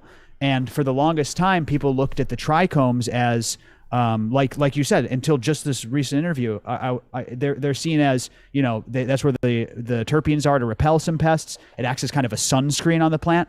It turns out that they have many more unknown processes. Jeff Lowenfels came on my show. He's working with a guy named Dr. White. It's called the rhizophagy cycle. And long story short, they now know that bacteria that interacts with the rhizophagy, which are the hairs on the roots, not only exchange nutrients at the site, but actually enter the roots, enter the plant, and go all the way up inside the trichomes. And not to mention, they go up into the seeds if this female gets impregnated. And so when you're picking seeds, it actually has, just like a natural birth in a human's case, it actually has the microbiome from the parent on that seed. It's one of the reasons you should never wash your seeds in hydrogen peroxide unless you're trying to, get rid of a viroid or something. And even then, I don't know how effective that would be. We underestimate how important bacteria is, man. We are bacteria, man. Yeah. So that's on the way. Simpa's 1,000% right. That's on the way. It's at the very best, it'll be biologically sterile mids, and at the worst, it'll be pesticide laden, mold laden, cigarette bullshit. Fuck. Mine. So gonna have to get that's my mission is to try to not make that happen.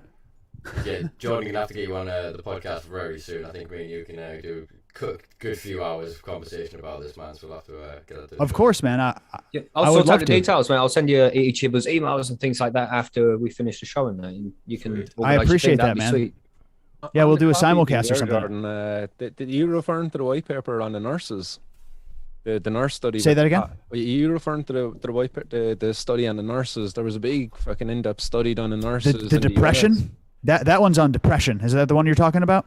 No, I think it was on like all-cause mortality. It was looking at all sorts of health factors, but it was forward that to me, would you? Yeah, well, yeah. I come across it. I can remember doing it. My buddy was big into this thing at the time, and he kept on telling me about it.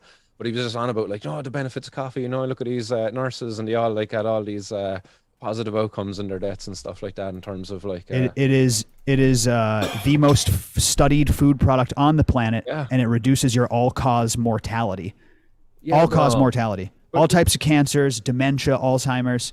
It's crazy. That's only if you're drinking the good stuff, though. And it's the second most traded commodity in the world. under oil. There's I used to cite that statistic until I spoke to an expert that said that's a common misconception. I used to even say that, and I had to make a correction on my show. If you include things like futures and stuff, it's up there, but it is not the second.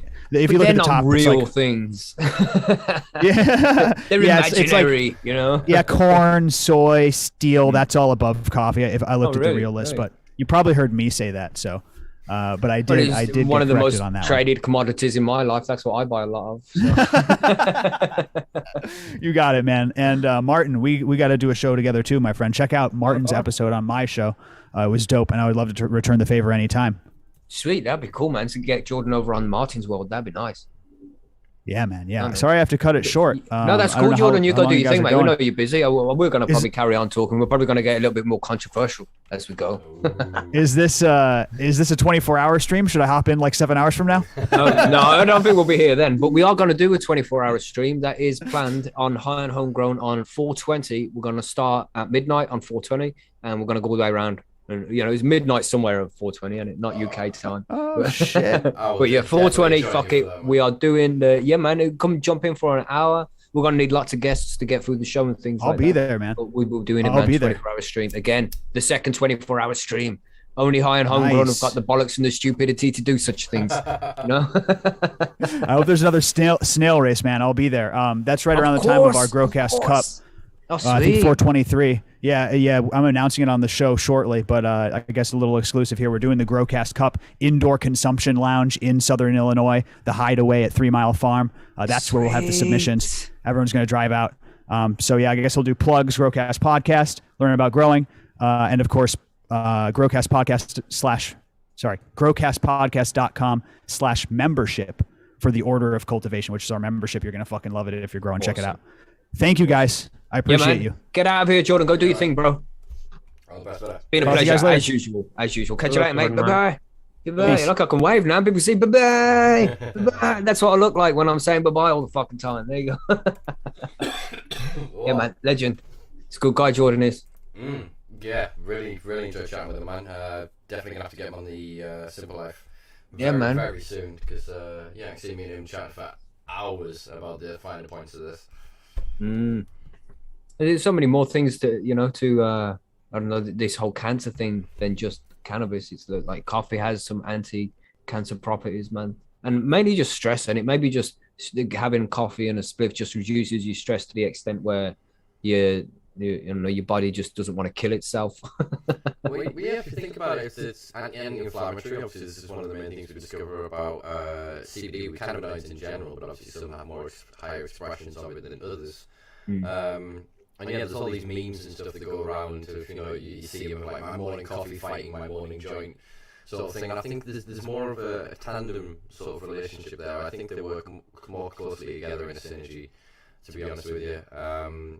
Because it's I don't know, maybe it is a habit, maybe it is personal preference, but I feel there is something to that ritual, that getting up in the morning, that rolling that joint, that making a good fresh coffee and welcoming the day. But it's much more than a ritual, isn't it? More like it's like a tool, man. It's not like a tool in a toolbox. You get up in the morning, you're having your coffee to wake you the F up, man, and you're having your old smoke so you don't kill that cunt who cuts you off in traffic on your way to college or something. You know what I mean?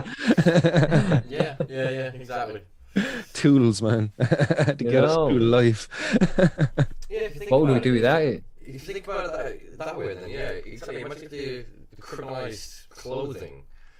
It is as arbitrary and as abstract as that, because you think of how fucked up the world would be if then we couldn't. So people would then die in colder climates. It would completely change people's interpersonal relationships. It would change the structure of the face of fashion. So many other consequences that would create a world that we can't determine. It's fucking cold, man. The same is true 50 years ago, before they criminalized this world. They have no idea of what was going to come from this. They couldn't have foreseen it. All they knew was that this thing is bad and we have to stop the bad thing. And so then every decision after that is kind of laid in one on top of the other until we find ourselves now in a position where... But what evidence were they actually using to say that this was bad? It's like weird. Good instinct. It wasn't even the thing is bad. It was that the people that use it are bad. Obviously, you go back to the Ehrlichman quote, as you and that's what it was. The people who use it are bad, and who was feeding that narrative then, like, and for what reason? Well, yeah, it was and who benefited? Because we certainly didn't. Evangelicalists, yeah, definitely, yeah. The church and state here in Ireland had a big connection, like for a long time. It was interesting, you know. There was Dr. Garrett McGovern, big supporter of the campaign over here in Ireland. He shared an article there earlier today. I just pulled it up on the screen there, and it's from I think it's what year was it? 50 years ago, when a TD called for a change in laws. This was a Fine Gael TD. And it's Mr. Fergus O'Brien last night called for an immediate change in a law passed in 1934, which allows cannabis resin to be smoked in the open in the Republic. So there was like a loophole that existed at one time within Irish law where you could consume cannabis out in the open. And said Mr. O'Brien will be contacting the Minister for Health on the matter at the earliest possible opportunity, and will be also requesting a survey to find out if there are any other loopholes in existing laws which would allow a similar situation regarding other hard drugs. So at the time, like, they were selling the narrative that cannabis was a hard drug. You know, when did soft drugs become a thing? Like, that was probably like 70s, 80s. Is it like around 80s, 90s? Mainly the Dutch, I think, really perpetuated that kind of narrative because, they saw cannabis and some psychedelic compounds as being like, they weren't really habit forming, they weren't causing the same cartels and kind of violent control. It was, a bunch of hippies in coffee shops, you know what I mean? Yeah, there was sort of illicit supply and whatever, but it wasn't the narco sort of image that we have now. Again, most of that has been a consequence of the continued attempts to criminalize and prohibit cannabis and other drugs. And the Dutch culture is kind of like just very chill anyway. You know what I mean? So they're not quite hedonistic. The hedonistic drugs, the very sort of that can be quite selfish. Crazy drugs. Shit, man. It's like, I wonder what would have fucking happened if we didn't have this illegal drug in the first place. How different the world would fucking be if drugs were never illegalized in the first place and properly regulated. Well, yeah, I mean, we could sit and actually do a nice thought experiment on that. So we could then hypothesize or theorize that global temperatures would be lower. We all wouldn't be eating a credit card's worth of plastic a week because we'd be using polymer-based plastics because the research that was coming out with like Henry Ford using soy, flax, and cannabis. Yep. Timber, so we wouldn't be facing as many deforestation issues, which means we wouldn't be facing desertification, which means we wouldn't be facing climate drift, which is a big thing where you change a microclimate, which means it changes the larger climate, which changes the upper winds, which changes the global climate. So there's all of those kind of where industry of excess has gone in that has then had global and local consequences, diversions of rivers and all sorts, and then to the acidification of water, which is killing the global reefs. Then if you look at the drug trade as well, you probably wouldn't have actually had the opioid epidemic and the creation of cartels by like Trudeau and others. Food supply would probably be in a better state because we'd actually be more connected with farming. I think we would then understand we wouldn't be using the chemicals. We would have that because of the nature of being around cannabis. You know, when you grow it, there is a visceral feedback to it. It makes you softer, kind of gently. You want to... You don't want to abuse it. You don't want to, harm it. And I think that would then translate through into other areas and would probably, I can't quite articulate what it. Yeah, it's just like it's one of those, man. It would take so long to come up with all the different things that could have taken place if all drugs were legalized. Popped to my head though. Early Simpsons episode, Lionel Hudson. He's going, "Can you imagine a world without lawyers?" And he drifts and he goes into his head and they're all dancing around. He goes, "Oh." That's literally what I'm thinking that the neoliberalist capitalists are thinking of all of this. Like they go, no, it needed to be criminalized because how else would we create oil empires? How else would nylon have taken over the world for DuPont to then create that? It's disgusting, man. And all it's disgusting how a few people at the top have come along and fucked this planet and fucked over the billions of people on it just because of their greed, man. It's unbelievable how we got here. Mm-hmm. And, we need to make sure that we don't continue on this path, and we need to make sure that once it's over, we don't go back there again, man. Shit needs to fucking happen. And people are waking up now. We've got more information available to us than ever before in any time in history. And we've got to make sure that we keep informing people and doing the right research and coming to the right conclusions and acting on it as well, not just learning this stuff, but making sure that we act upon it and act upon what we learn and put it into practice. Yeah. we're just going in the wrong direction, man. All over the fucking world right now. It all seems crazy, man. I think part of that needs to be sort of the ending of false dichotomies and binary debates of going, it's left or it's right, and you're going, well, I just want to walk down the middle. I'm not meaning that in a political sense, I mean that in a very literal sense, that this is the argument that we are being faced with, is you are given one option or the other, when actually most of life's decisions fall in the bell curve between. That is where the vast majority of experience and intention lies. Yeah, we're sold this narrative that you are one or the other and you have to pick a side. And I think that in doing that, it means that we don't really have a discourse anymore. We make assumptions of going, well, you haven't already told me that you agree with me, therefore you disagree with me. Do you know what I mean? That we're presented as polar opposites on this false dichotomy and extreme bell curve. Do things need to collapse before we can rebuild? But they don't, like, not at all. I don't know, man. We need to take out the fuckers at the top. That's all. We need to eradicate them greedy bastards who just want everything for themselves and don't want to share amongst everybody else who helped them get to where they are, you know? I think it's a big problem, man. There's a CKY album called Infiltrate, Destroy, Rebuild. And I think that's where my brain is at with this the past several years. Is it's inspired the youth, it's galvanized people into action, not in armed insurrection or even revolution of the most ambiguous sense of the word, but in people actually educating themselves and questioning the systems, and in small ways dismantling it brick by brick in their own ways. This opposition that we face is a monolith that literally blacks out the sun. We live in the shadow of this classist structure, and we can either try and work together and come up with one weapon and take it down, or we can each piece by piece just chip away at it and chip away at it and chip away at it, and eventually it's not there anymore. We have the power, we have taken it back in each and every facet of our lives, whether it's where we choose to shop, you know, it's whether we choose to get our stuff off Amazon or not, it's the people that we choose to engage with, it's the way that we interact with others on the street, it's how welcoming we are, it's how... You're not allowed to interact with people on the street anymore. We're not allowed to interact with each other anymore, you know. They're trying to take all that shit away from us, man. We have to just become individuals, can't discuss our ideas with each other.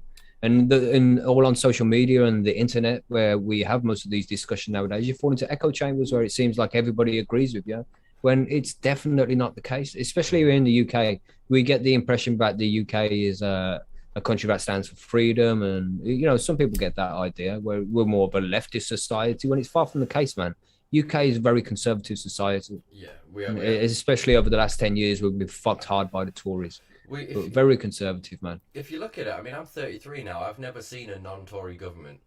You can say Tony Blair. Tony Blair all you want. Yeah. You can say Blair all you want to me, but no. He's Labour in a red tie, when he mate. Yeah, New Labour. It's not about left or right or Labour and Tory. It's about neoliberalistic ideology. And that is the perpetuation of free market capitalism. It is deregulation. It is small government intervention. It is about private wealth creation for intergenerational comfort.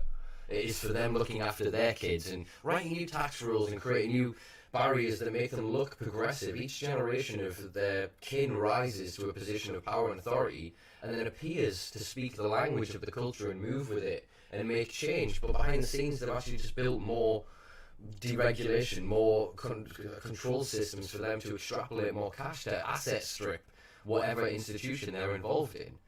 And I think now we're at a point where their greed is so obvious and is so in our face that we can't help but act. We're going to have to at some point move. We had Firetop here. He said, I know at least 100 people ready to lock off and become their own governments. And the thing is, mate, that's fine knowing them people. You know what the government's going to do when their people go out and form their own governments? They're going to come around and fucking smash the fuck out of their heads, throw them in prison, and get rid of that government they've created, because they don't want anybody doing that shit. They want to be in control, and they're not going to share that control with anybody. We have to at this point use, this is what is so scary, because of the terrorism laws in this country, we now have to use their apparatus to gain control. So if they're going to take away our right to protest, the only way that we then get to speak to other constituent members in our area is to get on the ballot. If you pay and you get on the ballot, you get to communicate with your constituents. They legally can't prevent you. They can't censor you. So what they're doing with these shadow bans, with algorithmic limitations, with deleting accounts and attacking and targeting us, and creating new social media offices inside of the police forces to correlate data against us and come after us. all they're then going to do is force us to need to go into that mainstream avenue. And that's what I'm saying about the infiltration of it. We need an entire generation of people that went into the fields, got sweaty with MDMA and enjoyed themselves to gabba and whatever else, to suddenly become lawyers, to become bankers, to become architects, to become involved in every layer of this, so they can start to deconstruct the apparatus of the restraints in the prison that we now live in, because I'm just thinking about it. I'm thinking about doing it more and more all the time, man. All the time I'm thinking I need to step into the fucking politics, man, because them motherfuckers ain't doing it right. They're not doing it for the right reasons, and I want to do it for the right reasons. I want to make sure that people ain't fucking suffering anymore and people are treated fairly and there's real justice. That's what I want to fucking see, man. I want to see that everybody's treated equally.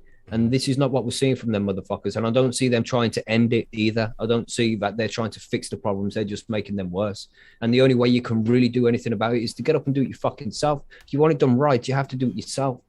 And you get out there and you tell people what you believe in. And if they believe in you, they'll follow you. You know, that's what you have to do, man. You have to get out there, make yourself known, and let other people know this is what I stand for. And if you stand for the same things that I stand for, then follow me, support me, and we'll go to the fucking top and we'll take these bastards down and we'll take back our rights and we'll take back our fucking country and, you know, any hope of the future that we've lost. We'll take it fucking back, man, because it's doable if we work together. There's so many of us that can stand up and do something about it. Some of us don't even have to do anything, but just go, yeah, I'm supporting that guy, because I like the way he fucking talks. I like what he's doing, and I trust him to do the job properly. That's what it fucking takes. You have a mask on. No, I don't. This is my face, surgically applied, mate. And I told you, this is my GIMP mask because the government's fucking me right now, okay? This is my GIMP mask. I mean, you're right for the most part, I would say. But it's difficult that there needs to be some form of consensus. But the issue is that consensus doesn't arrive from one individual going, I found the answer. It doesn't come from us creating a narrative of, I was going to say about some bird coming down and tweeting to us. I'm thinking of the guy that inherited Venezuela after Hugo Chavez, and he was literally saying that the spirit of Chavez spoke to him through this bird, and they have all these narratives and shit. And it's like, no, fuck all of that. We don't need that kind of ideology and that kind of myth. We need a transparent based mission statement and understanding of what this is to be. And it is to include everybody, that there is no bottom, that it is a bottom-focused system, effectively. That the minute we're focused on the top, a profit creation and asset development at the very top end, but that is perpetuated on the ever creation of a working poor. Do you know what I mean? Whereas if we flip that around, that's the way that it should be. The higher taxes should be paid by the top. The restrictions and the decisions and any restrictions that are placed on the population should be decided on what affects the most of the population, not the richest part of it or the part that votes for it. There needs to be a base understanding of protection, of otherance, of difference. That I can go, I disagree with your ability to, your expression of doing something, but you should be legally protected to do it. Do you know what I mean? And that's what we have lost. We've had moralizing that's created legislation and restriction through law that it's criminal to express ourselves in a multitude of ways. So then we end up living smaller and smaller lives, and this is forever compounding with the creation of new laws. And I think that if we end up with too many people just suddenly going, I've got the idea and the solution, everybody runs off, we're more dismantled. Whereas at least at the minute we're kind of huddled together and don't know which direction to go. But I think if we can pause and with honesty and with a bit of humility look at each other and go, do you have a clue what's going on? No, me either. Right. What do you know? What have you experienced? What did you see? What do you know? Well, come on, you.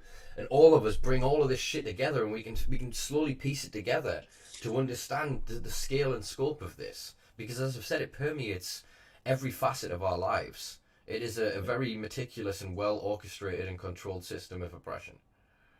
What do you think there, Martin? What are you going to do? You should, because I think you're the kind of guy who would do well if you stepped into politics over in Ireland, and you'd actually make legitimate changes.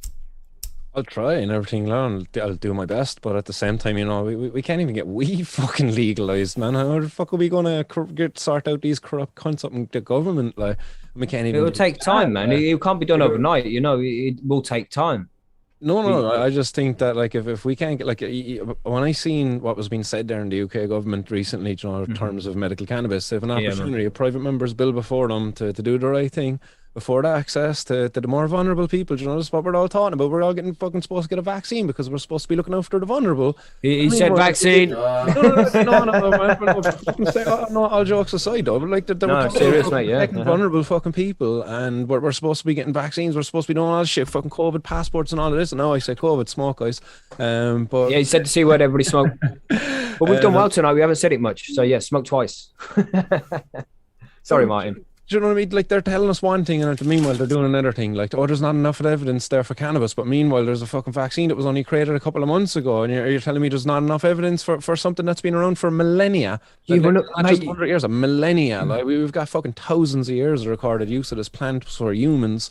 And meanwhile, we can't get access to it. Like, we got UK politicians, and they're just voting this shit out. Like, no, Billy Bonds brought up a great point earlier, because Billy Bonds has cancer. You know, it's in remission, I think. I'm not too sure what his full situation is, but yeah. They're more concerned about him getting fucking the injection, the jab.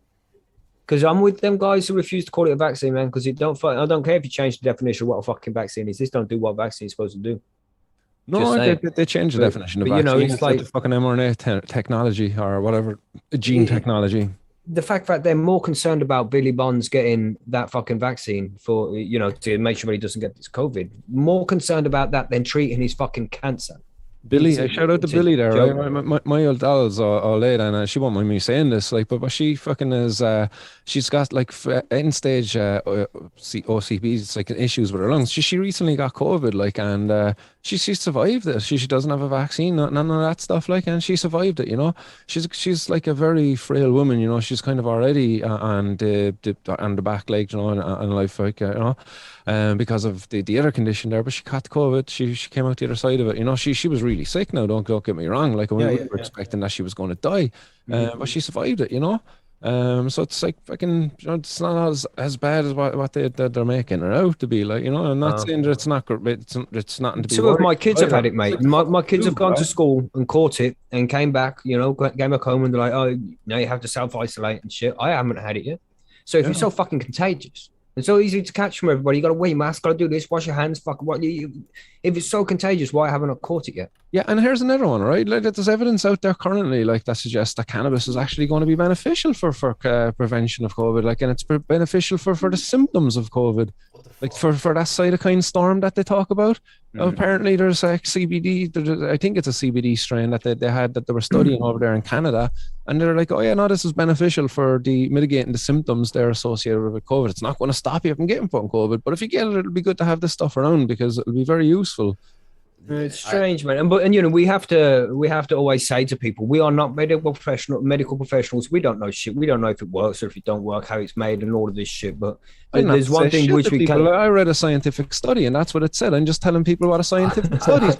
Yeah.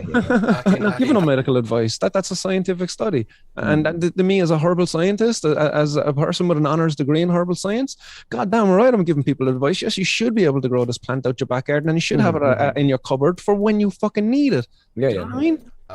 No, but with regard to, sorry, Simpa, what are you saying, mate? I've just had an actual Nazi in my thread. For Adolf Hitler, Nazi party, kill all Jews forever. Just is that what the fucking name of the guy is, really? Yeah, spamming with the swastika, hitting greatest. What is the fuck? I've hidden the comments. It doesn't even tell me what the comment said. Something about greatest leader ever. Sorry, so that's why I was bouncing back and forth. But I was just saying in my thread, I've just shared a blog that I wrote about cannabis and COVID, because exactly that, Martin. I did a study into it. And I did a deep dive into that study, and basically they used several cultivars. It's all broken down in this blog, and it tells you basically what they found about the suppression of it. So that 13 high CBD cultivars, it was extracts from the 13 different chemovars, so the different cultivar subvariants. And yeah, they found that it suppressed that cytostorm, which is basically the immune system goes into hyperdrive and starts attacking itself. So it then starts destroying everything else, whereas then the consumption of these extracts, they found, stopped this cytostorm from occurring.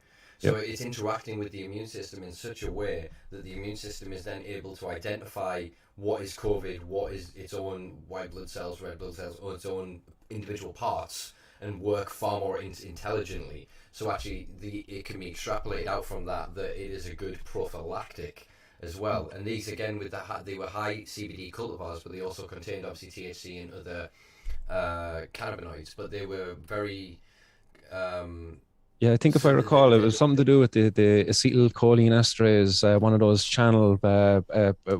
channel pathways. Anyway, that's where it was acting therapeutically, and that's what it was finding. One of these cultivars had a chemo profile that like done the trick. Like, for me, it's a case of I don't know if it works. I don't know if it doesn't work. I don't know shit really. But what I do know is mandatory vaccinations and forcing people to have fucking vaccine is not right, man. And that is what is going to absolutely fuck all of us.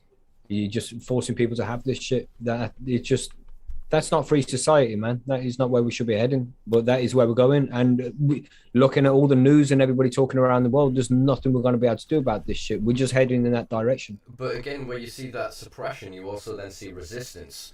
So it's, regardless of anyone's individual personal philosophies, I don't have really any feelings either way to your own provocations. Whatever it is that you choose to do with your life and your health is your own decision.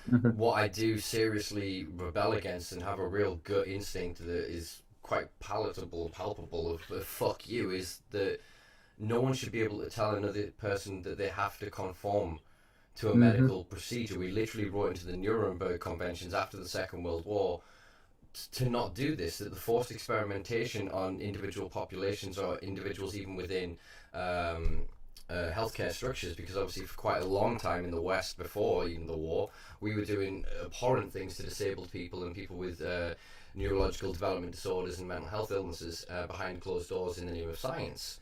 So there's always been this kind of experimentation on certain subgroups and cultures that has occurred behind closed doors. And it has always been done with the tacit support of the public. And the narrative that is perpetuating now, that you are a danger to other people if you choose to not take a vaccine because you feel that you are taking care of your own immunity and your own health, I think is an incredibly terrifying notion. Yeah, it is, mate. It's fucking terrifying. That's exactly what it is. Where does this lead us? Look at the slippery slope it leads us to, man. Bread and circus, man. But the people have the bread and circuses, so for us it's scary. But for many other people out there, they've got their life of convenience. You know what I mean? They got their little entertainment. They got their distractions, so they'll just let this stuff go on. I can't help but think, there's the fight for cannabis legalization, just another one of these distractions, taking away people. Like, because of me, I don't really comment too much and the COVID stuff and all of that thing, just because, my fight is around the cannabis stuff, and I'm just going to stick it to that. Just because I don't want to divide anyone who might be following me, might have a disagreement with me on other things I might have a thing on. It's like, look, I'm not going to do anything on that. I'm just going to stick to my cannabis thing because of that. But then I'm just like, I'm actually doing a disservice to society. And yes, mate. Is this a kind of like that double agent kind of thing again? Like, we're self-censoring, mate. We're self-censoring ourselves when we shouldn't be. We need to be speaking about things that we disagree with. We need to have these discussions and debates about things. This is how we've made these conclusions in the past. Yeah. But to tell people you can't talk about this and we're self-censoring ourselves, I only definitely do not the right way to go. Respect for the people who follow me, but like I don't ever censor myself. I'll just limit it. Like, I'm just not going to make it the central point of what I do, because again, like, I have my platform and I'll use it for cannabis and cannabis alone. But sometimes I do bring in parallels as to how cannabis laws were introduced, as a form of public safety. You know what I mean? It was a policy for public safety, but we've seen the outcome of that. That's the same thing around kind of COVID. It's like, it's for your own skin. You see this hat here? This hat, went to Marks and Spencer's and bought this hat today. And when I'm in there with the wife, I said, enjoy this shop, love, because pretty soon we're not going to be allowed in this shop because it's not an essential shop and we're not double vaccinated. And we're not double vaccinated with a booster too, because that also counts now as well. So we're not going to be able. This is one of the things they're saying, is you're not going to be able to, especially in Germany. This is happening in Germany now. You're only allowed in shops if it's essential. If it's to get your food and your medicine and shit. Clothes shopping for musical instruments, shit like that. Shops that you don't need to just for your leisure. You're not going to be allowed in those shops anymore unless you're double vaccinated. But then it becomes what it was during the first lockdown here in the UK, where people were arguing over them what is essential. If your kid's going back to, I suppose they weren't going back to school at the time, but say you got a job interview or whatever, and you needed new shoes. You ain't getting a job interview if you're not double vaxxed in a jab, mate. No, I'm on about back in back in the start, peak of lockdown. Back in the before times. So when we thought the world was really going to end at the start of all of this, but people were denied then access to certain things. And it was like, well, wait, who is considering what is essential? We can all go and buy as much alcohol as we want, but you've then boxed off all of the books. We can't buy magazines, but we can then go and buy all of the food in the world that is just gluttonous shite that is actually going to cause more damage to our immune system and our collective health. There was no real cohesion with any of it, as we discussed in the lead up to this, Macky, that my first experience of going to the supermarket during the first lockdown, and I realised that something was up, was when I realised there was no toilet roll or pasta, but all of the minerals and vitamins and all of the supplements were there, and all the fresh fruit and veg were there. And I was like, well, these people aren't really panicking in the right way, or they're not really concerned about the same things. They're concerned about an economic collapse rather than their actual health issues. Do you know what I mean? They're worried about how can they wipe their arse, not whether the kids are going to survive. Wow. Galendo just put there, and then the CEO of Moderna comes out and says they expect 33 billion in revenue from the COVID vax. Only next year. Yeah, public health, my ass, lol, a fucking joke. And it's like, if it's a big fucking public health thing, it's a worldwide emergency, but why don't you put that money back into charities to the people who've been affected by the fucking COVID, huh? Why are you just going to stick that in your fucking pockets as usual? Why not then feed the fucking world? Why not then provide them adequate sanitation? Why not then actually increase the general hygiene of the lowest population so that viruses and things like this in the future are not going to become an issue? Why not investigate zoological movement of bacteria and viruses between species, not for game of function research so that you can weaponize them potentially as biological you know, weapons mate, later. fucking but real, so man, true story. So we can actually look at it and go, what would happen if this is good? But actually to map it as it is, because that's the thing we're going to miss, is the blind spot. While they're now getting governments and all of these other international agencies to put all of this money in, they're going to miss the fact that we're not improving the base health. That actually, if you have a well adjusted immune system, there's very few pathogens in the world that can actually cause you very much harm. And even if you are then exposed to it in your day-to-day life, you can then start to develop antibodies and you can start to develop sort of immunity against these things. Whereas if we're all living in sanitized bubbles and not allowed to interact with each other, our own individual microbiomes become stagnant. They're not getting the information from the rest of the world, and we're not... Simpa, you just sound like an anti-vax, tinfoil hat wearing conspiracy theorist to me, mate. This is where we're at, though, because again, like, thank you. I've not expressed an opinion. See that, everybody? Coffee appear out of nowhere. It's like magic. Thank you. Sorry, Simpa. No, it's what I'm saying is that is the conclusion that some people hearing what I have just said will draw from it. Yet, if you actually analyse what I have just said, I have given no opinion or preference towards my inclination or others for vaccinating or not, for participating in the limited sort of procedures and ways of operating within society or not. My concern is ultimately, as always, the people that profit from this. As you said before about what Moderna were expected to make, I think I read that under low to minimal profit, Pfizer made 27 billion last year. And it's like, are they going to give that up? No, because they're now moving to moderate profit. They've announced they're moving to moderate profit. I mean, remember, it was the AstraZeneca one? They were threatening to pull out originally because of profitability in it, and they were able to wrangle more share for it for stakeholders. So it's become it's difficult to trust the narrative of people that are invested in one outcome. And I think the same is then true to go back to cannabis and drugs. And so this is what, to loop back to what Martin was saying about, is he doing a disservice? Yes and no, because you're staying on point, but unless knowledge in a vacuum, I'm not saying is useless, but unless you can show how it connects with other things, it's not really teaching a man to fish. We're giving them knowledge enough that they can regurgitate and repeat it, but unless they know how that adapts and fits into the rest of their lives and their narrative, it's hard to use that and to be able to then extrapolate other information from other things to then weigh against this and to modify opinions and to progress and evolve. But then at the same time, if you go too far, people can't follow that narrative. So I think this is one of the wonderful things of the diversity between our four when we had Jordan on, 4 different platforms. Do you know what I mean? We're all approaching this in very different ways. I mean, luckily this evening our different audiences have had the opportunity to experience each other, and hopefully, big shout out to everyone, go fucking subscribe to each other's channels. Yeah, now, subscribe everybody, so everywhere. Get it on there. And but yeah, they will now be able to get more information and from other people that will read the same news as we're all reading, hear the same stories, but filter it through to them in a different way, so that then they can take in this broad, full spectrum sort of knowledge base of this. What did you call it now, Macky? You said we're now the mainstream media, the long gone. Yeah, the legacy media, the legacy media, Yeah, CNN, they're not MSNBC, listening to BBC, that fuck shit. y'all. Nobody listens to that shit. Just old people. But unfortunately, this is a problem that we have as well, is they're the fuckers who vote. You know, it's the young people and, you know, the people who are disenfranchised from the system. They don't go out and vote because they believe it doesn't make a difference. And so, to some extent, it doesn't make a difference. They've already put all the boundaries. They've drawn all the lines to where they need to be to ensure that they get the victory. And it doesn't matter who the fuck you vote for anyway, because they're both going to bend us over and fuck us. Some will use lube. Thanks for the offer of lube, everybody.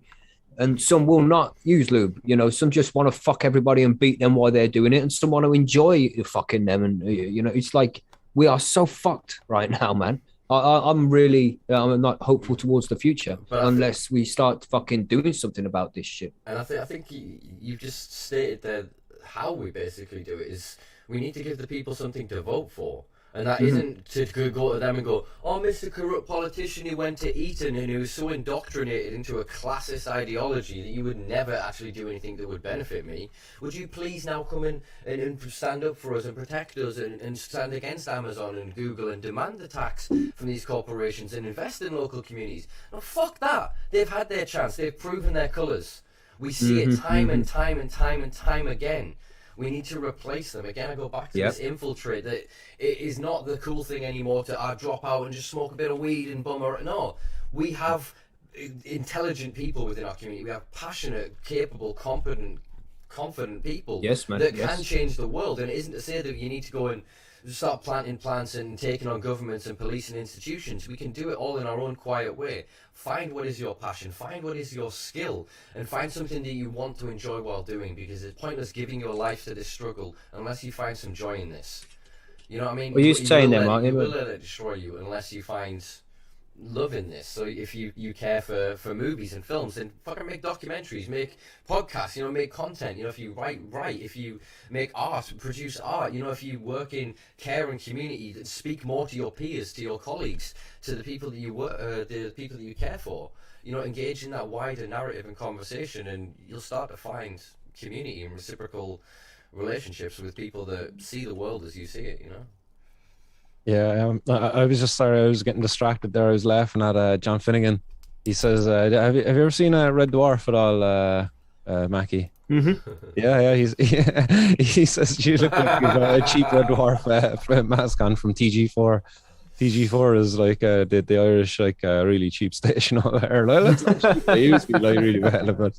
So yeah, I was just laughing. He's no budget, John. No budget. This mask was a fiver, bro, and he had to cut holes in it. He's originally the front man from Squid Game. You see the lines in it and shit. It's not fucking high quality. Squid Game. But I didn't want to just sit here behind my avatar today because everybody else was going to be showing their faces.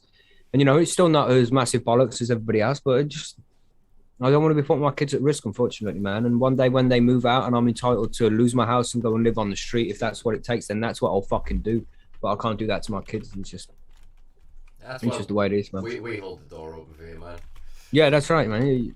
You know, those who can fight, go out and fight, and those who can't, support those who can. And we can do great things if we did that.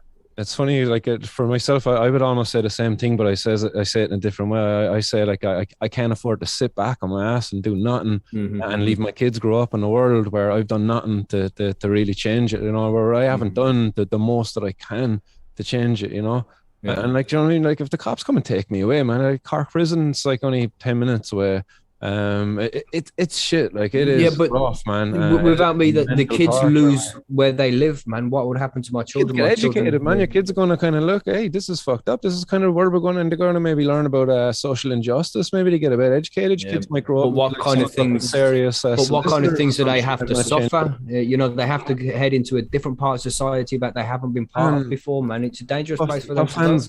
Tough hands, mold clay. Like, you know what I mean? You're not going to mold clay with soft hands. But the tough hands out there without. There's teenagers and young people out there. No offense to any of you out there who don't have children, like you should be fighting, but they have less to lose, man. And these are the guys who we are relying on to go out think there and because make you the have difference. kids, you've more to lose, man. You're going to leave them grow up in a society, you know, where the governments are just trampling all over their freedoms, and it's okay to sit back and do nothing because you got kids, you got a mortgage, you got responsibilities.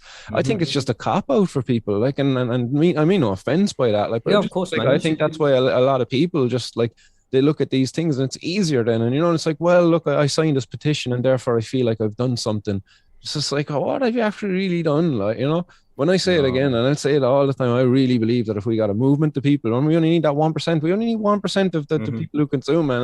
And there's more than 1% that don't have kids, and they can go out there and have that fight. And my kids don't have to be brought into the battle about I want to fight. This is not their battle. This is my battle. You know, and in the future, that's going to be their battle when they're old enough. When they turn 18, then it's time for them to learn how fucked up this shit is. But until then, they can have their childish life and think that the world is a beautiful fucking place where everybody can have fun and everybody's nice. And, you know, it's the fairy tales and fucking Santa exists and all this shit. They can have that until they're 18. And then they have to take that fucking magic pill where it's like, this is actually how things are. But until then, I'm not going to force them into that fucking shit. I don't want to force them into that horrible fucking world that we all suffer with, that makes us bitter every day, that makes us fucking hate the world that we're living in and see the crookedness. But I don't want to force them into that shit, man. They just they can keep their head down and pretend that the world's a beautiful fucking place until they have to take part in it. You know, and that's how I feel about it, you know. Simpa, sorry. No, it's quite all right. I respect the conversation and what's sort of going on with this. I can speak, obviously, as somebody that doesn't have children and frankly has the intention to never have children. And it's quite a nice contrast between sort of looking at the pair of you, because you're both right. Do you know what I mean? But there's one thing that I will sort of say is that, again, I can't speak of it from the experience of a parent. I know that it physically changes the neurology and the makeup of your brain once you have birthed the child. Like, it's scientifically proven, it changes the way you think and operate. But the only thing that came to my head there, and I will say this again as in sort of devil's advocate form, is it not also possible that by, I don't mean to use the word sheltered in an offensive way, but by sheltering your children from that potential reality, that if then, touch wood, if the worst were to happen and you were to be taken tomorrow, what reality that kind of drops them into in an immediacy? And isn't then the answer, isn't the other side to go, there are this force of terrorists and they dress all the same, they're a gang and they act like this, you'll know them by their siren and their light, and you'll see, and it's both the, but they're just not ready for wrong. That they're just not ready for that. They're too young for that, man. They're too young for that. You know, when they start hitting the teenage years and they can start to understand how society works and how this is all stuck together the way it is, that's fine, man. But when they're like under 10, there's just not even any point telling them that shit because they don't understand. And Macky, my 8-year-old, we were walking into town the other night and we were going in. I said, we bring the dogs for a walk. We go in and see the Christmas lights. The Christmas lights are up around the city. And this hat, actually, funny enough, when it arrived earlier that day, and she claimed that she was like, oh, can I have that hat? I like that hat that you have that on. I let her wear it, and she loved it because it has the two cannabis leaves. You can't really see them over the green screen thing there. But we were walking into town and I was kind of joking with her. I was like, oh, the guards will stop and search, you know, because you have the cannabis leaves on your head and your hat. Like, they'll think you have cannabis on it. Like, but I think that just got her kind of thinking and stuff. And she kind of said to me, and I kind of, it just really got to me, like, John, I really hope we can make change before she grows up. But she was like, John, she was like, what you have to do to protest for this anyway, Dad? And she was like, and how old do you have to be? Can I go protesting for this? Because I want to help you get this change so that they don't come and take you away, you know, that this is wrong, you know. So like they'd say that she doesn't understand. Like she certainly understands. Like she understands, you know, that she doesn't want to see her dad taken away, and she understands that like her dad consumes cannabis and that's no problem. Like it's just like, but, you know, when I grew up, I knew my mom and dad drank alcohol and that was never a problem. Like cannabis is now normalized to my kids and they know like that it's an adult thing, just like I knew growing up alcohol was an adult thing. Yeah, I don't consume cannabis around my kids, and I don't have anything against people who do. It's just something like I don't smoke around my kids at all. You know, I don't drink around my kids. They don't see me intoxicated. They don't ever see me they see me stoned, but you can't really tell when I'm stoned, you know. They've never seen me drunk in all the years that they've been on this planet. They've never seen me drunk. They've never seen me lose my wits, you know. I'm always switched on. always ready to take on anything. And that's the kind of thing that I want to put onto them. You know, I want to make sure that they're well educated.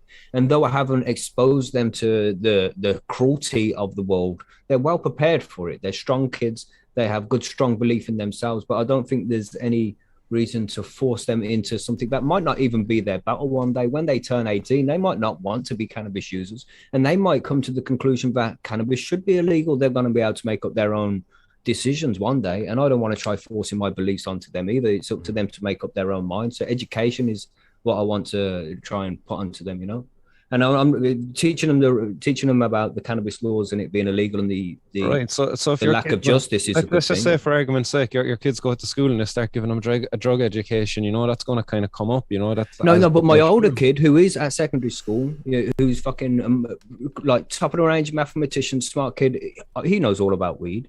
You know, he knows what I do. He knows I smoke. He knows that I grow. He knows that I have a podcast, and he knows that I have a website and shit. He knows all this. I don't hide it from him. You know, it's just. But you just kind of went against what you say. You don't want to impose your views, like, you know. I know, like, no. I'm not imposing. I'm not telling him what to think. But he knows what I do. He knows who his dad is now, and he's like, again, you're giving it. Like, but this is an important thing you have to do to ensure that he doesn't fall into the wrong crowd, because there's kids at college who has offered him weed, and he's far too young for that shit. He's still going through his education. It's not time for him to have anything to do with cannabis right now. Concentrate on your education. It's not time for drugs. It's not time to get high, you know. And because he's well informed about this shit, he knows that he can come and talk to me about it. But it doesn't mean that he should be on the front line fighting a battle that he's got nothing to do with. No, I think you clarified your earlier point with that.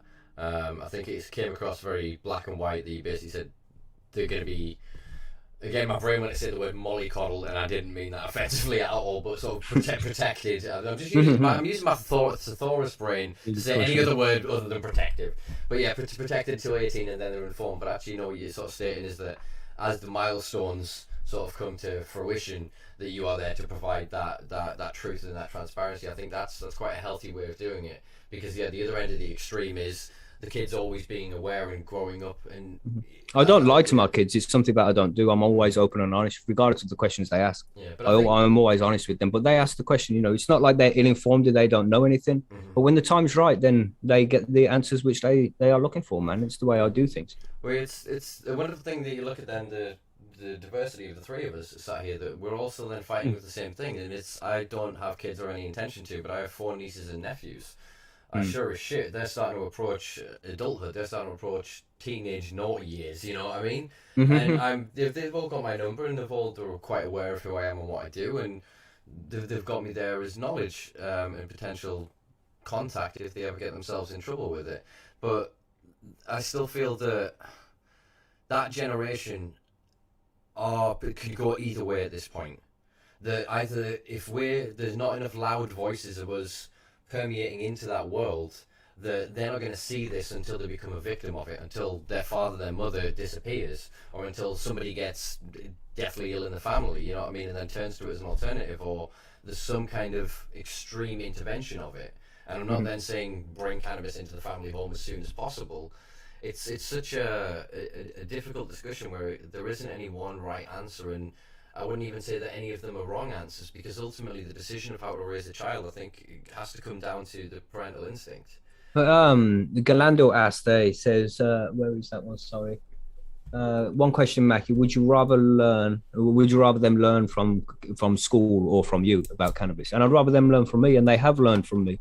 The school has tried to push the propaganda and the narrative on them. And my oldest, he knows that his mother uses cannabis for medical use to help with her pain. And when the teacher's going on about all this bullshit, he's come back and spoke to, he's like, the teacher's saying this fucking bullshit, man. And well, he didn't say that. That's not the words he used, you know. But he's like, the teacher's saying this, and it's obviously fucking bullshit. But he knows what the score is. It's not like he's uneducated and completely ignorant to it altogether. I just don't think he should be getting involved in any political debates or any discussion about something which doesn't involve him right now, man. When he's 18 years old and when he grows up, he's completely entitled to get involved in the fight. He can start his own podcast and show off his face if he wants to. He can do whatever he wants, so when he's 18. And you can keep kids out of politics until they're 18, like, almost. Until they're well educated, yeah. Yeah, well, I mean, what I yeah, thought when I was 8, I was fully educated. I knew about all this shit. I was taking drugs when I was young. But when yeah. I look about what I thought and my perspective on the world when I was 18, it was completely different to what it is now. Even with COVID and stuff like that, like you not talk about the politics of that, like and how Of it's course, yeah. yeah. So that's politics. Like you But can that's personal freedoms and shit that are being inflicted upon them. oh, but it's politics though. Like it's a political situation. There's politicians imposing on us. Like, and I'm supposing like fucking Tories will probably get thrown around in a But I negative wouldn't way. be asking them to get up and Like, stand up on the front line and on the front of a protest and asking them to get involved in it. That's not no, their but when, fight yet. no, when they get of age though, like it's When already they get of age, yeah, now, man. like, We're not, but I think that we're not missing the point then that you said that it's something that doesn't involve him. Unfortunately, it involves all of us. yeah. That if you look at then what's happening with climate change and with the potential projections from the various international bodies of what the hell the world's going to look like in 20 to 30 years, we have such a very limited time window to actually act upon it. You know, we could end deforestation if we switched all toilet roll to cannabis, till rolls, all these other things that produce mountains of waste from controlled deforestation. There's so many different avenues of the industrial and commercial application of cannabis, let alone even then just rewilding it, literally allowing it to grow unhampered in regions to be able to be an ecological tool to be able to use as carbon sequestrant, to be able to use to renutrify soils, to remove heavier elements and pollutants. There are so many other things that we can do to protect the the microbiosphere of the world that we all live in and share. And I think that's kind of the wider argument, is that as a drug, cannabis shouldn't be of interest, or shouldn't be almost of discussion to anybody of 18 in terms of hedonistic consumption of euphoria and choosing to do it for no other reason than I like to do it. You get the potential therapeutic application, again, affects us all, but the ecological environmental argument affects every single thing on the planet. Well, I think it's important to be able to teach kids how to think for themselves and come up with their own conclusions when they're presented with the evidence. And if you do that, then it doesn't matter what your beliefs are or anybody else's. They'll use their own tools to come up with their own arguments and be able to decide which direction they want to head in with anything. Exactly. And I don't think it's right for me or anybody else to inflict my beliefs or my worldview. You follow a soccer team, Macky? No, mate. You know, soccer team shit. No soccer team, no religion, no bullshit like that. I'm not tribal. I would just wonder because I follow Man United just because I've no interest in soccer. But if you were to ask me, do you follow soccer? Yeah. Well, I'll say I don't follow a football team, but I'll follow whichever football team is on the opposite time of whichever one I'm with my friend right now, just to piss them off, just to irritate them, because they love their football teams like fuck, and it's like, yeah, I don't, mate. Who's playing against them? Yeah, yo, come on, Millwall. You know what I'm saying? But I just think it's all about education, and it's not just educating your kids on your own worldview. It's about educating your kid on all of the worldviews. And when the time is right, and like the landlord said, it's not 18 is an arbitrary line where you know all of a sudden they can fucking learn everything. You know your kids better than anybody knows them, and you know when it's right to teach them certain things. You know when it's right to give them this amount of information rather than this amount of information. And you just have to, play it by ear, man. Nobody really knows what they're doing as a parent. And you don't know until a long time after you've finished your job, whether you did a good one. It's like making wine. You'll get your grapes, you'll smash it all up, you put it in the fucking casks, and then you'll wait for 20 years. And you won't know until you've done, until that is over, whether you've done a good job, man. And you just have to hope for the best and do the best you can at the time when you're doing it. Yeah, man. And I think the most important thing, and it's something that a lot of people do not get taught nowadays, is just being able to critically think and be able to assess information properly, which my kids have good tools at. Like when he gets told this bullshit at school, he can come home and he discusses it with me like, Dad, these were saying this about cannabis at school and it doesn't sound right. And I can say, no, it isn't right. This is actually what goes on, and I can point him in a direction to find the information for himself so he can come up with his own conclusions rather than just spinning off the rhetoric I give him, because at the end of the day, that's just my opinion, that's just my worldview, and there's a shitload of people out there who completely disagree with the things I have to say. And and that's humans, man. That's the way we are. We're all completely different.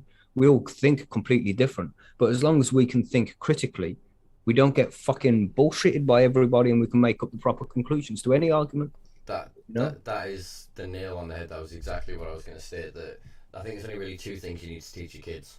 One is how to be true to their own sense of identity and moral inclination, and the other is how to discern information. That if you can, And that's it. if you can teach a child to grow into an adult that can then discern their reality around them and weigh up decisions, understand that they'll have emotional reactions to things, but not allow themselves to be guided by it. Understand that they can be reactive to situations, but it's far better to be proactive.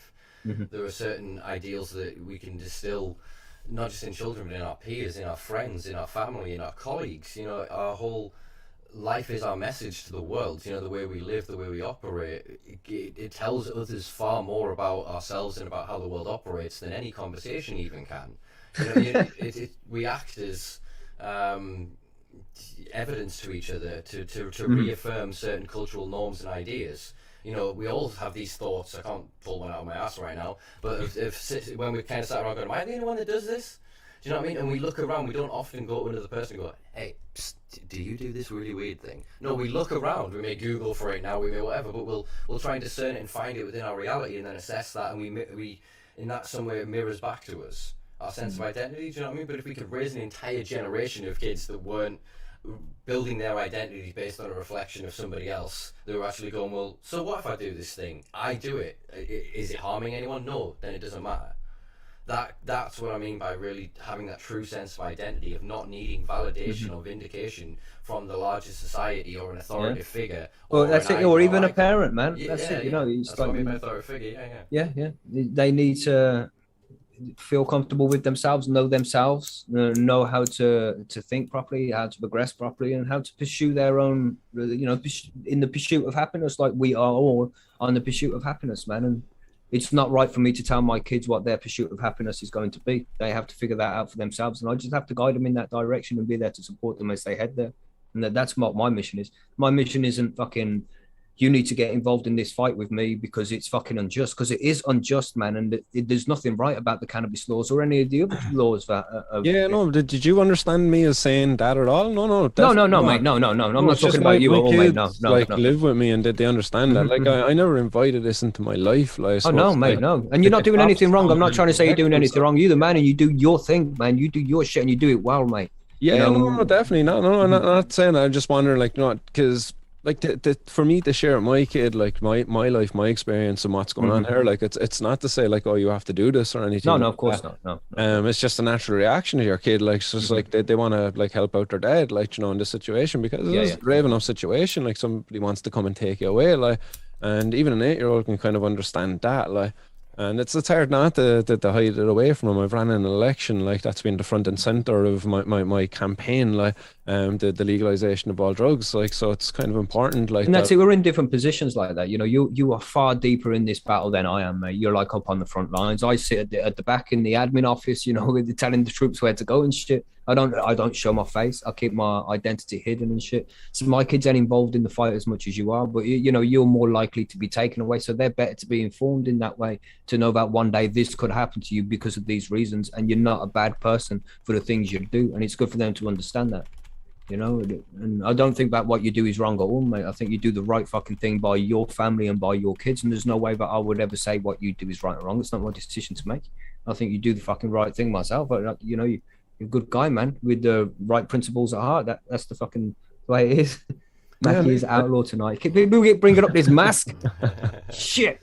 The difference in the sort of the dichotomy between you two is actually emblematic of how everybody can make a difference.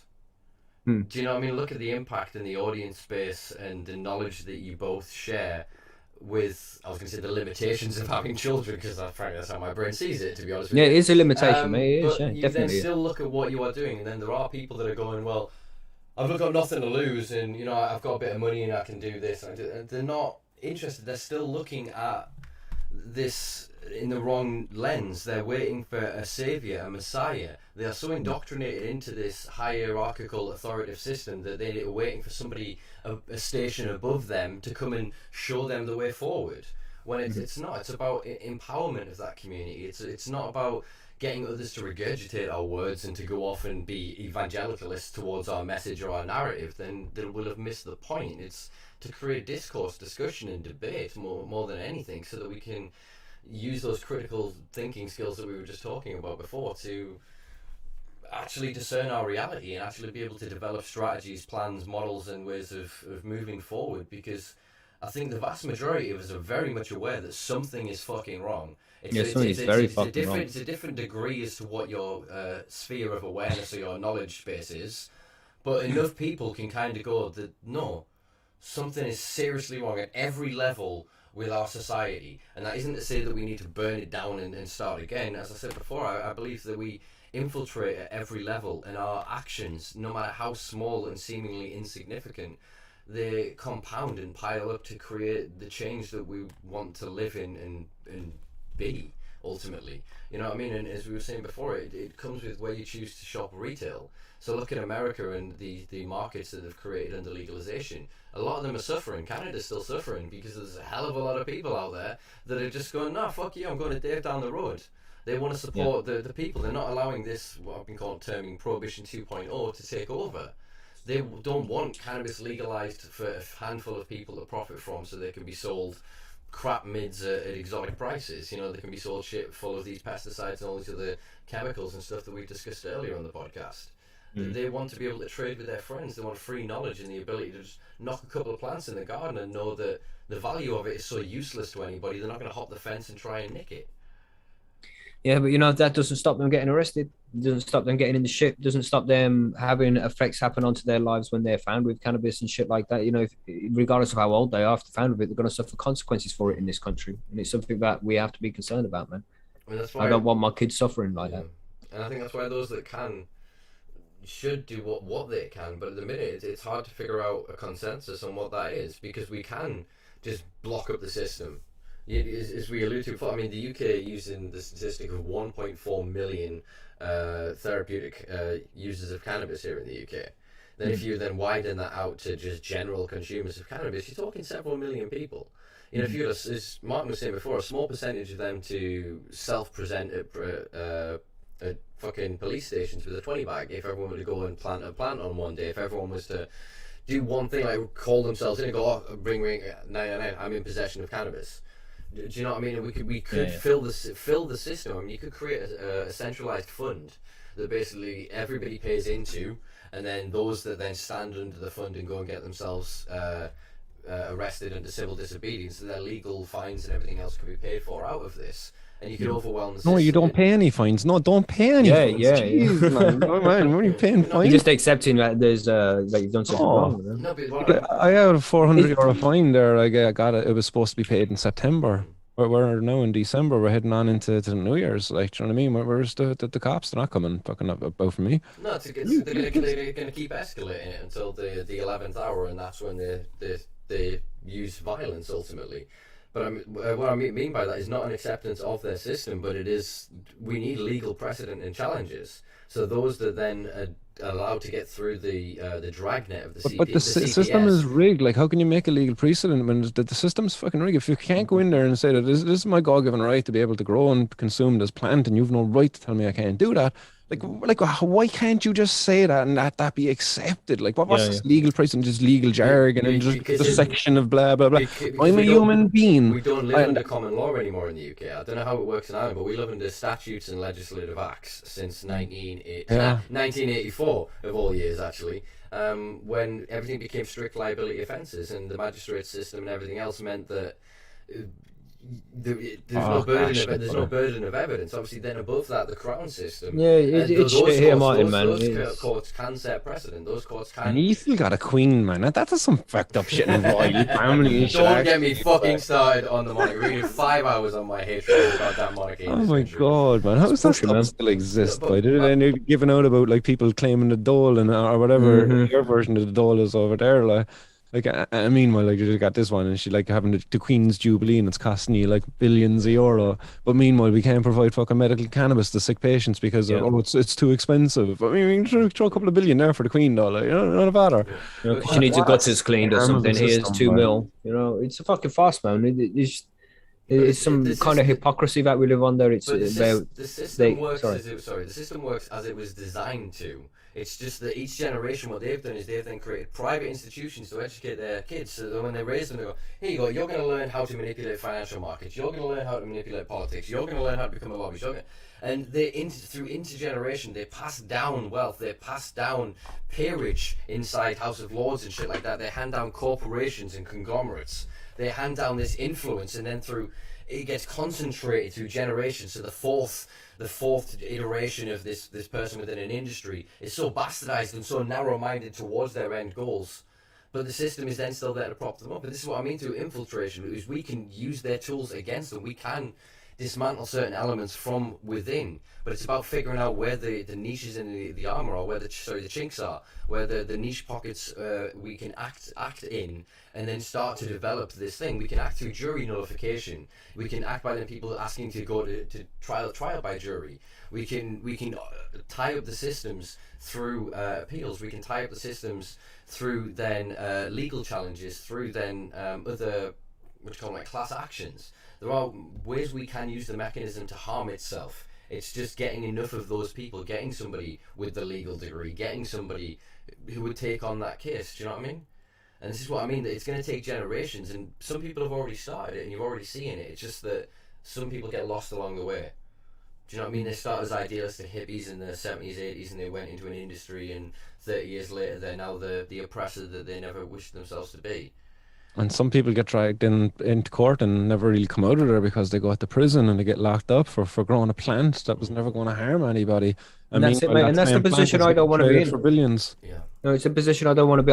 My dad was never around in my life. I haven't ever had a father figure in my life, and I like being the father figure in my kids' lives, man. I don't want to be taken out of that. Yeah. And that can easily fucking happen if the door comes off, man. And then my kids don't have a parent. You know, they've got their mother, but they don't have the father. You do grow cannabis, though, Macky, don't you? I do indeed. Yeah, but like you see the shit that the cops will be using these days, like that they're tracking your lecky fucking usage. They're flying drones nowadays with like heat seeking shit and all of that kind of stuff, man. They got ways and means, like, do you know what I mean? But my kids can see that I'm a good person. I know the difference between right and wrong, and I'll do the right thing all of the fucking time. And if they come and kick my door off and treat me like a criminal, they will see the injustice. They'll be like, hold on, why the fuck did they come from my dad? My dad's a good guy. He helps out a lot of people, does a lot of good things for people. Why did they come for him? Because of what he does. What does he do upstairs? They don't know. The one kid knows. They don't even know your plants up there, no? No, mate, nothing. They don't even know about our smoke, mate. They don't even know about smoke. It all gets done out of the way of the kids. Only the one kid knows because he's old enough.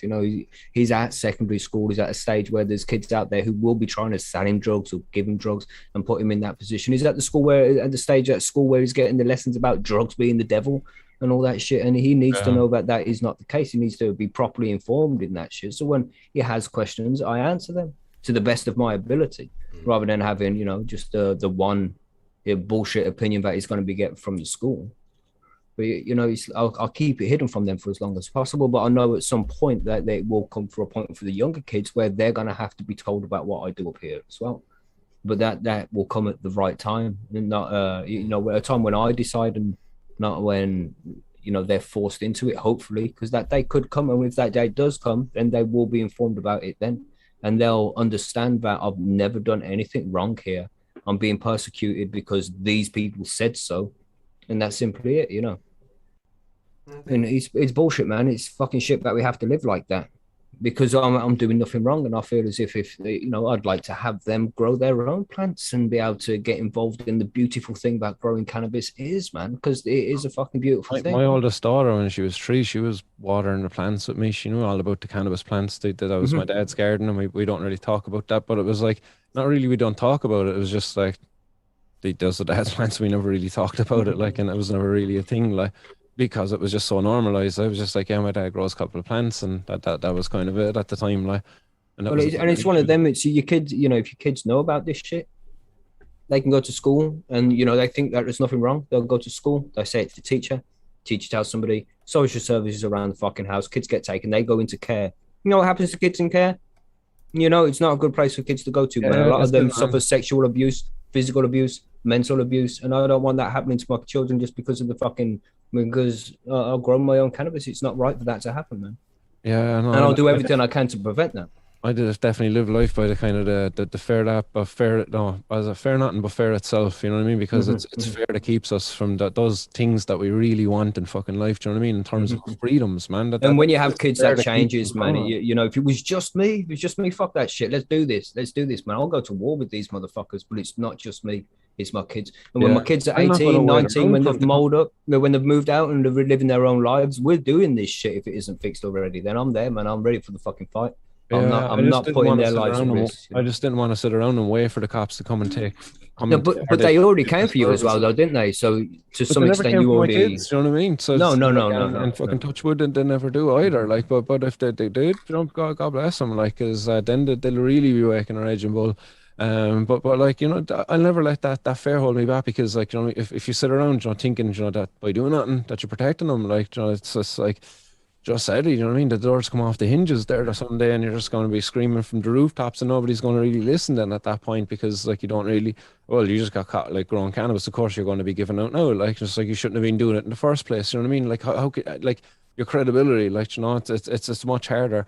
And he said that was imposed upon me by another person. You know, that actually, as I think about this now, because when I got out of prison, when I was held for 5 days in Cork prison, I put a post up in, like, all of the politicians' pages, like, that I could find on social media and stuff. Like, you know, it's just like, I just got out of Cork prison. I was up there for cannabis. We're not paying fines, blah blah blah.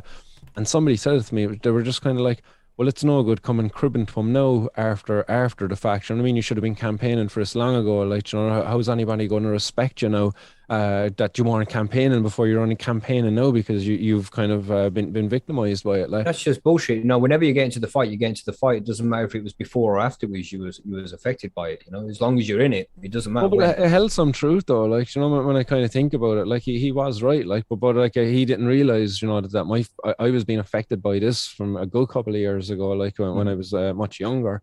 But he was only seeing it from his perspective then at that time. Like, but definitely, I can't help but, like, you know, think that if I was to sit back and do nothing, you know, and if the doors were to come off the hinges, that it's just going to be like, you've much further to travel than if you were to be actively at the campaign, you know, just chipping away at that, like, one pebble at a time. You move that mountain over time, like, rather than being kind of waiting, and then you're just kind of like, fuck, I got to move that mountain now. But you know what and happens? I don't have my kids around me at the same time, because What happens if you get sent to prison for a long period of time?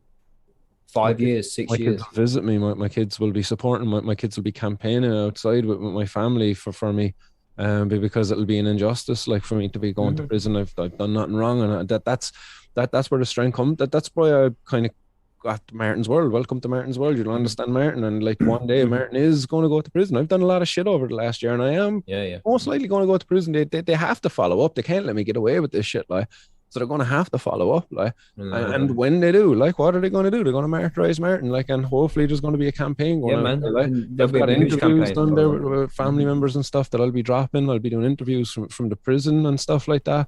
Would you be able to do that though? I'll be. They pretty much own you when you're in prison. You don't have the opportunities to shout from the rooftops. You know? I get 6-minute phone calls every day from prison, and those 6-minute phone calls, I've every entitlement to have them recorded on the outside and have those uploaded online as free as I want, and they've got they cannot restrict me in doing that, because that's my freedom of speech, and it's my family's right to be able to share those conversations. So that's a given. Like, if they lock me up, man, Martin's World will be going live, like, fucking 7 days a week, 6 minutes at a time. I don't think that would be possible here in the UK. Would not? Are you not entitled to phone calls? Well, I don't know. Well, you're entitled to phone calls. You're entitled to phone calls, and it would. There's nothing stopping you recording that phone call and somebody then editing and uploading it sort of after the fact. I mean, I think, again, to sort of circle back, you guys are both right in your own ways. I mean, I know, like, yeah. Oh, go on, Simpa. So I was gonna say is I'll add sort of my 2 cents on this again, as someone that doesn't have kids and no intention to it. It's just not in my programming, for lack of a better wording. But I found in this that the reason I kind of started and have continued and tried to evolve and progress and grow the way I have within this is that I feel more me. I feel more genuine, more open. Again, this isn't a judgment against anybody at all. Don't extrapolate offense from this. It is not intended, so please don't infer it.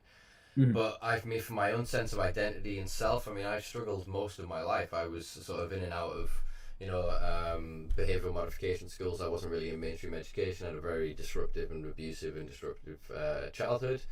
And then when I when that actually the things that benefit me, the drug culture that protected me, that guided me, that helped me fight my own ignorances, my own prejudices, my own racism, my own nationalism, the programming that was instilled into me by the state at large, that by championing that cause, by standing up for those members, by telling those stories, by putting my name to it, by doing exactly as Martin said, the reason I've made the Simpa Life is that this is my life, this is the shit I'm interested in, these are the things I'm thinking about, the things I'm reading, the people I'm talking to, and this is the kind of the content I want to create. I'm not trying to create a narrative, I'm trying to create discourse and a conversation. And I still live with the fear that I lived with for the decade before I started this, that when I see that blue light and I hear that siren, I think, where am I? What's in my pockets? Where am I going? What am I doing? Do you know what I mean? The only difference is now that if they come for me, it feels like it's just the next chapter of my narrative, that it's not out of the realm of possibility. It was always possible that they could stop me, that they could detain me, ruin my life, and end any potential. But now I feel that I'm living into a genuine sense of my own self. Do you know what I mean? I'm being true to myself, and that even if my words fall on deaf ears for all my work, and if it never achieves anything, I feel I've lived my life genuinely for me. And if that means I end up in a box for it, whether it be a coffin or it be a cage, I'd rather live free for a handful of days and in my own. I sleep well, I'll tell you that. I fucking sleep well. Yeah. Because of the way I live, and that's the main thing that matters to me. That's my measure of success. It's not wealth, it's not attributes, it's not how large my audience base is, or any acknowledgement I get from anybody for anything I do. It is, can I sleep well, and do I feel that I'm making a difference in my own world, in the conversations I have each day with people. When I'm smoking a joint and somebody goes, "Oh, weed," and I go, "Well, actually," and use it as an opportunity to educate, to be open and transparent. And I think those people that can and are willing to do, because it's not a case of some messiah will rise. It's 10,000 men, women, and children ultimately will suddenly start to go, "No, just fucking no, you're full of shit." And instead of being adversarial and attacking them in an ad hominem way, we will destroy their arguments with rigorous research, with intelligence, with well thought out arguments. And I think that that's what's going to really set us free, is liberating ourselves individually. And I'm not going to tell you that there's any one route to that, because I don't fucking know it. I'm still discovering. I just don't want to put that kind of pressure on my kids, man. It's a lot of pressure. No, I get that. I do get that. And that's what I'm saying. It manifests in all forms.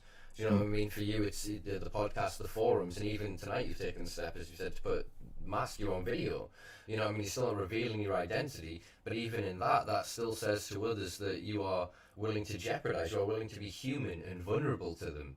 You are not just the emblem and logo that you have chosen. You are not sorry for the wording, but the facade you have created for yourself. The mushroom guy. Yeah, you've shown yourself to be the person. People are now seeing you beyond the voice, and it allows them to connect in a deeper way. And I think that it doesn't matter how or who we identify with, as long as we can identify with others. That shows commonality, that shows this pathway towards cohesion, to developing better communities, better culture, and a better just way of interacting. I mean, I go to the Voltaire thing of, I disagree with you vehemently, but I will fight to the death to defend your right to say it. That's the world I want to live in. I want to live in an offensive, hurtful, shitty world where people are free to be arseholes, but we're educated and connected enough that we choose not to be.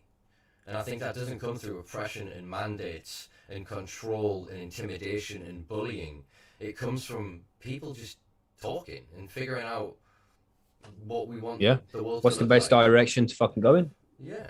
It all takes conversation, and conversations like this are not easy to have. Me and Martin have a difference of opinion on the way we inform our children about this kind of thing, but that doesn't mean either one of us are wrong or right.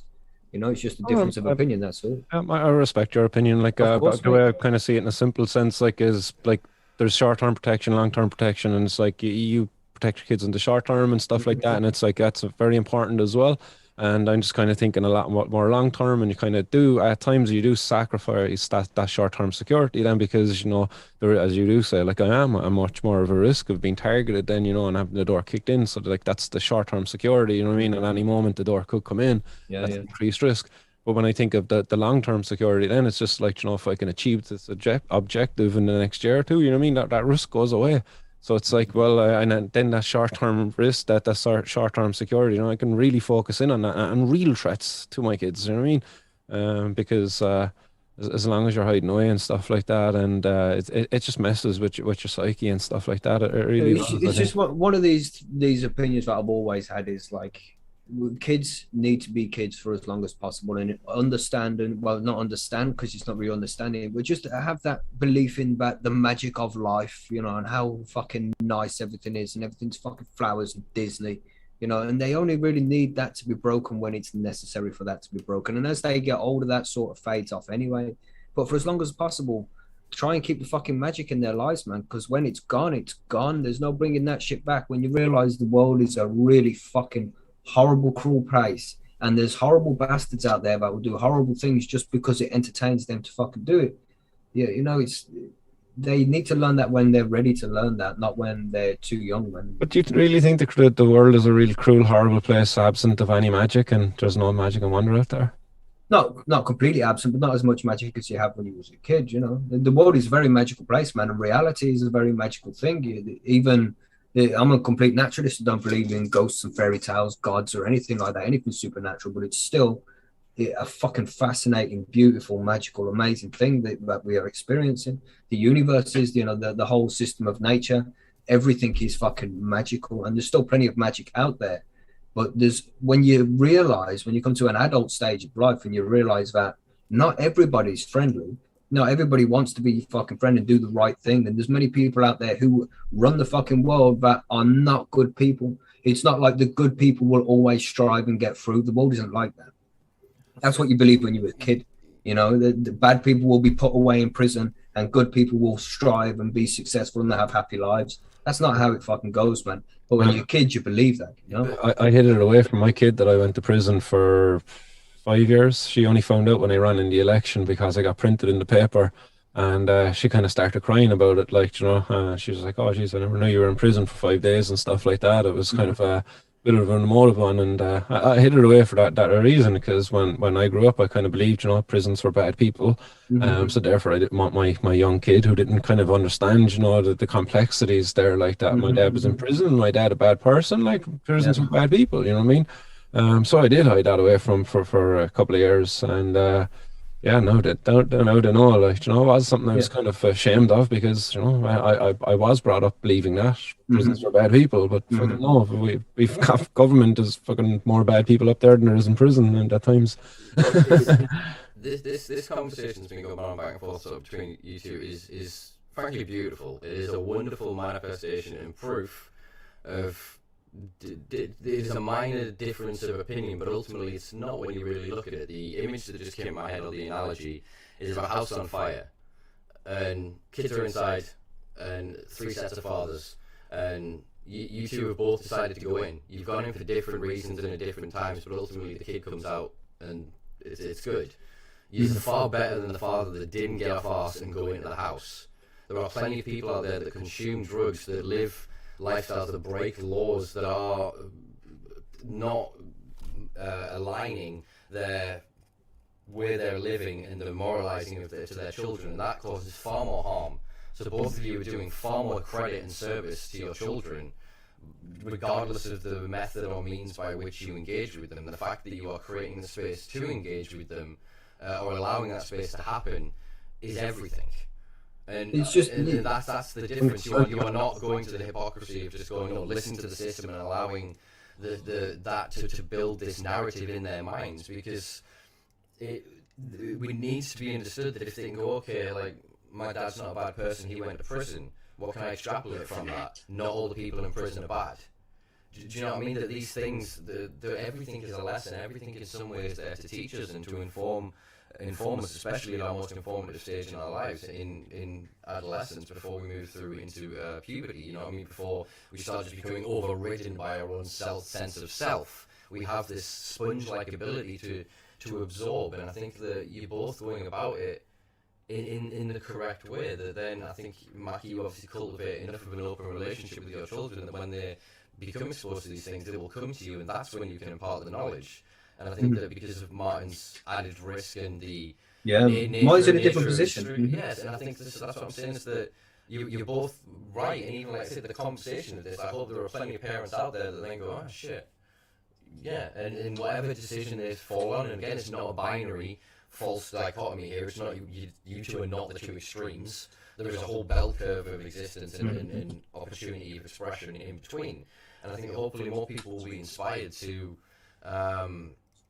To just think about how that. There's other people who can fight this battle, man. There's no reason for me to step out there on the front line when there's already so many soldiers out there fighting this battle. But that's the point I'm making. I don't need to. If everybody was at the front line, we wouldn't know what the fuck to do.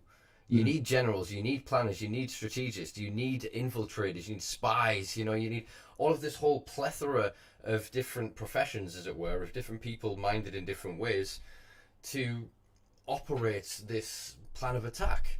And ultimately what we are trying to do now is arrive at a point in our history where no one is oppressed for their expression of self, whether it be gender, sexuality, drug choice, religious ideology, belief about the spherical nature of the earth or not, all of the ideas are irrelevant to me almost. There needs to be a protection that we can be as stupid and wonderful and as creative as we like. But it's when those ideas start to infringe on the freedoms and liberties of others. No one group's ideology should ever be empowered enough to imprison another. And that's just where we are with drugs. It's just emblematic of it. And actually the wider argument is not just about, well, cannabis might have a bit of therapeutic properties, so we'll use it. No, it's like, no, we have the free right to use everything available on the planet. It is our birthright. Each human that is alive has every right to everything else. It wasn't for fucking John Locke and those guys with Manifest Destiny in America that basically gave us this idea of ownership that created this world that we now live under 300, 400 years later. And Firetop brings up a good point, because Firetop is not very far away from me. We live in the same city. We live in the same town. We're very close to each other. And it's a shit area, man. And you don't want anybody finding out about what you do, because it's not just the police you have to worry about. There's people who will steal your shoes when you're walking down the fucking road if they like them in our area. It's not a very fucking nice place. So, another thing is if your kids find out, they don't know that. They don't understand that. You can tell them, don't tell anybody about this now, but they'll fucking tell somebody. And then the door comes off. And then what's going to happen then, man? It's like, they'll be worse than the police if fucking BMX bandits come and kick off the fucking door. Dad could get fucking stabbed. My dad used to grow, and he robbed his dad's weed a couple of times, and we kind of joked about it because we were actually I don't want to give it away who he is, but I won't say what I was about to say. But he was growing anyway at a time when I was growing, and he was saying, that the risks that he ran there, if he got caught with it in school, around secondary school, he was like only 15, 16, I suppose at the time. The trouble he would have got, he's dead in that. Your son got with cannabis, then they call down to the gaff, and then they find that the dad is actually grown the cannabis that the son had. Like, this would have been all sorts of trouble there. Like, all the kids go into care, man. They all get separated. They live completely different lives than what they could have lived, and they miss out on so many opportunities. They suffer so many different mental consequences for that, psychological consequences that will affect them for the rest of their lives, man. And I am not in a position to do that to them, man. That is not cool. I don't want to do that to them. If that happens to them because the old Bill come and kick off my fucking door for growing a few fucking plants in my bedroom, then that's just the way it has to be. But I'm not going to purposely go out there and put them in danger. I'll keep things quiet. I don't tell it. I don't smell, and I cover the smell. I follow the fucking 3 rules. Nobody knows, man. Look, still got fucking mask on and shit. Rules, do you know what I mean? Are those rules made to suppress us, keep us away from each other, man? To keep us safe, mate. To keep us safe, to make sure the BMX bandits don't come and stab you, and then you don't get to do any activism or growing then, mate. Everything's done then. If you're really following those rules, then you wouldn't even be like leaving a trace online. Like, those rules like would include, using fucking Tor and stuff like that, not having any real digital prints, Like, you'd probably just go and get somebody's book like Ed Rosenthal and just like be completely absent from the online sphere. Like, but I'm part of this community, man, and I don't know. I just managed to find myself in this position where I run a fucking forum and do a podcast. I sort of found myself getting here. It wasn't ever really done purposely. Never expected to grow everything to get to the extent where it's got to. But I'm here now, and then I have to deal with it. But I don't want to force my kids into a position where they don't need to be in, man. It's just dangerous. It's dangerous, man. I mean, Yeah, no, it's just funny that you say don't tell, don't smell, but it's still like you're on a cannabis forum, and yeah, for sure, man, for sure. No, don't tell anybody except for all these thousands of people that download your podcast. There is a certain irony here, though, that is that we're all protected in a certain way, to a certain lesser degree, by our public nature. That actually, because they can see who we are, they can understand what kind of people we are. They know we're not living gangster lifestyles. We're not in this for Rolex watches and Mercedes and that kind of lifestyle. You know, we're not violent people. We're not going to go and target each other and commit heinous crimes. We're just people with little microcosms of communities that exist and operate in our own little way. And so in some way, actually being known to the system allows them to deprioritize you to a point where they kind of discount you altogether. Do you know what I mean? I've known countless people that have been raided with police intelligence suggesting that they are making hundreds of thousands of pounds. It's like, I've got 3 fucking plants. You know what I mean? It's my second grow sort of thing, and these people are literally being painted as gangster dealers because then the police have gone to do research and evidence on them, and actually they can't gain anything. Or then they misconstrue that actually it's somebody living there, and they're seeing people coming and going all night, they must be buying. No, the guy's just popular, he has a lot of friends. Do you know what I mean? So they can miscontrol this thing, whereas actually then they can look at the forums and the online presence of a lot of people and kind of go, well, they actually really good. They're being so honest about every single thing, so transparent. Are they really going to be lying and creating and living this as their life? Why would they then create this? I don't think that the authority figures and the police are interested in facts at all, mate. They were interested in their own fucking narrative, and they'll do what they have to do to make whatever point they're trying to make. And it doesn't matter how many plants you fucking grow, or how much weed you've got stocked up, or how much money you make every year. If they want to say that you're a degenerate criminal and you deserve to be locked up for 20 years, that's what they're going to fucking do. But they'll make it fit. They're trying to be intelligence-led, though. If you actually look at what they're doing, so even the reports of it, they won't report above, under a minimum amount in the national press now. So it's got to be of a certain substantial amount. Obviously, they're then greatly inflated anyway to make the numbers seem like, oh, they've really made an impact. And it's not, they're barely scratching the goddamn surface, and they're getting desperate. As I said, it's not even, they're not even asked about smoking weed at this point. They're asked about the fact they're losing tax revenue. They are losing millions, hundreds of millions of pounds a year. It's just vanishing out of billions, even is just vanishing out of this country and never touching their hands. If they got that little bit, if it just touched their hand and they could take that little 5%, they wouldn't give a shit. And we're seeing this with the DEA prosecution of this guy. If you look at Iran-Contra, if you look at the history of the CIA in drug dealing, if you look at what's going on, authoritative figures have always had a presence within the illicit trade market. And so that it's basically, are you in opposition to them? No, then they're not going to target you and take you out. I mean, there's narratives most people will tell you of dealers that are high up and have lasted long times in their regions, whose family members and shit are within the police. You know, they create these groups on themselves. So actually, if you're then not a threat to them, be it that you're actually breaking the law and they want to get you legitimately, or that you're a threat to an illicit cartel or a group, then they're not going to sort of target you. And then there are Jobsworth, obviously individual officers that then happen to catch somebody direct in the act with a plant, or like in Tony's situation sort of thing, and they get an honest person that then sort of ends up doing themselves over by telling the truth. It's very frustrating, man. I mean, it's like what was here? You know, it's like we all know, we know as home growers, there's no victim here. We're not doing anything wrong. Everything stays where it is. You know, we keep it in our homes. We keep it to ourselves. They don't give a fuck about any of that, and we can sing that all fucking day long, man. You think they care? You think they're gonna come in and look at my fucking grow and be like, he's only got a few plants, and he's obviously just a personal user. I think I'll leave him alone. You think that's gonna happen? It's not gonna fucking happen, man. They're going to treat me like, if they came for me, they'd be like, this guy runs a worldwide cannabis organization where he teaches people to grow all over the world and informs people this, and he's like worldwide drug enterprise. That's what I'll be fucking getting. It's not just a case of me growing just a few plants, man. They'll fucking bend me over. That's why I have the gimp mask. But you know, that's all the more reason for those that can, and for a collectivized movement to arise, because there are so many people that are at threat of this. There are millions, literally millions of people that tomorrow could have their lives upended, could have everything just pulled from underneath them.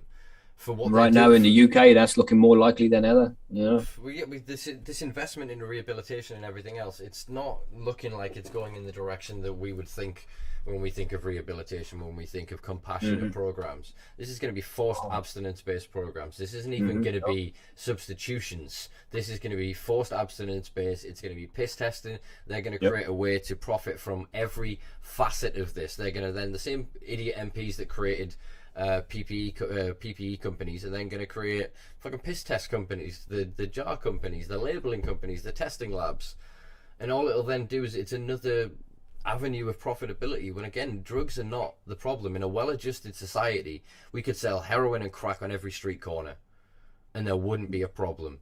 You look at Rat Park experiment, you look at what is it called, Universe 25 experiment with the rats and the iterations of the generations of them.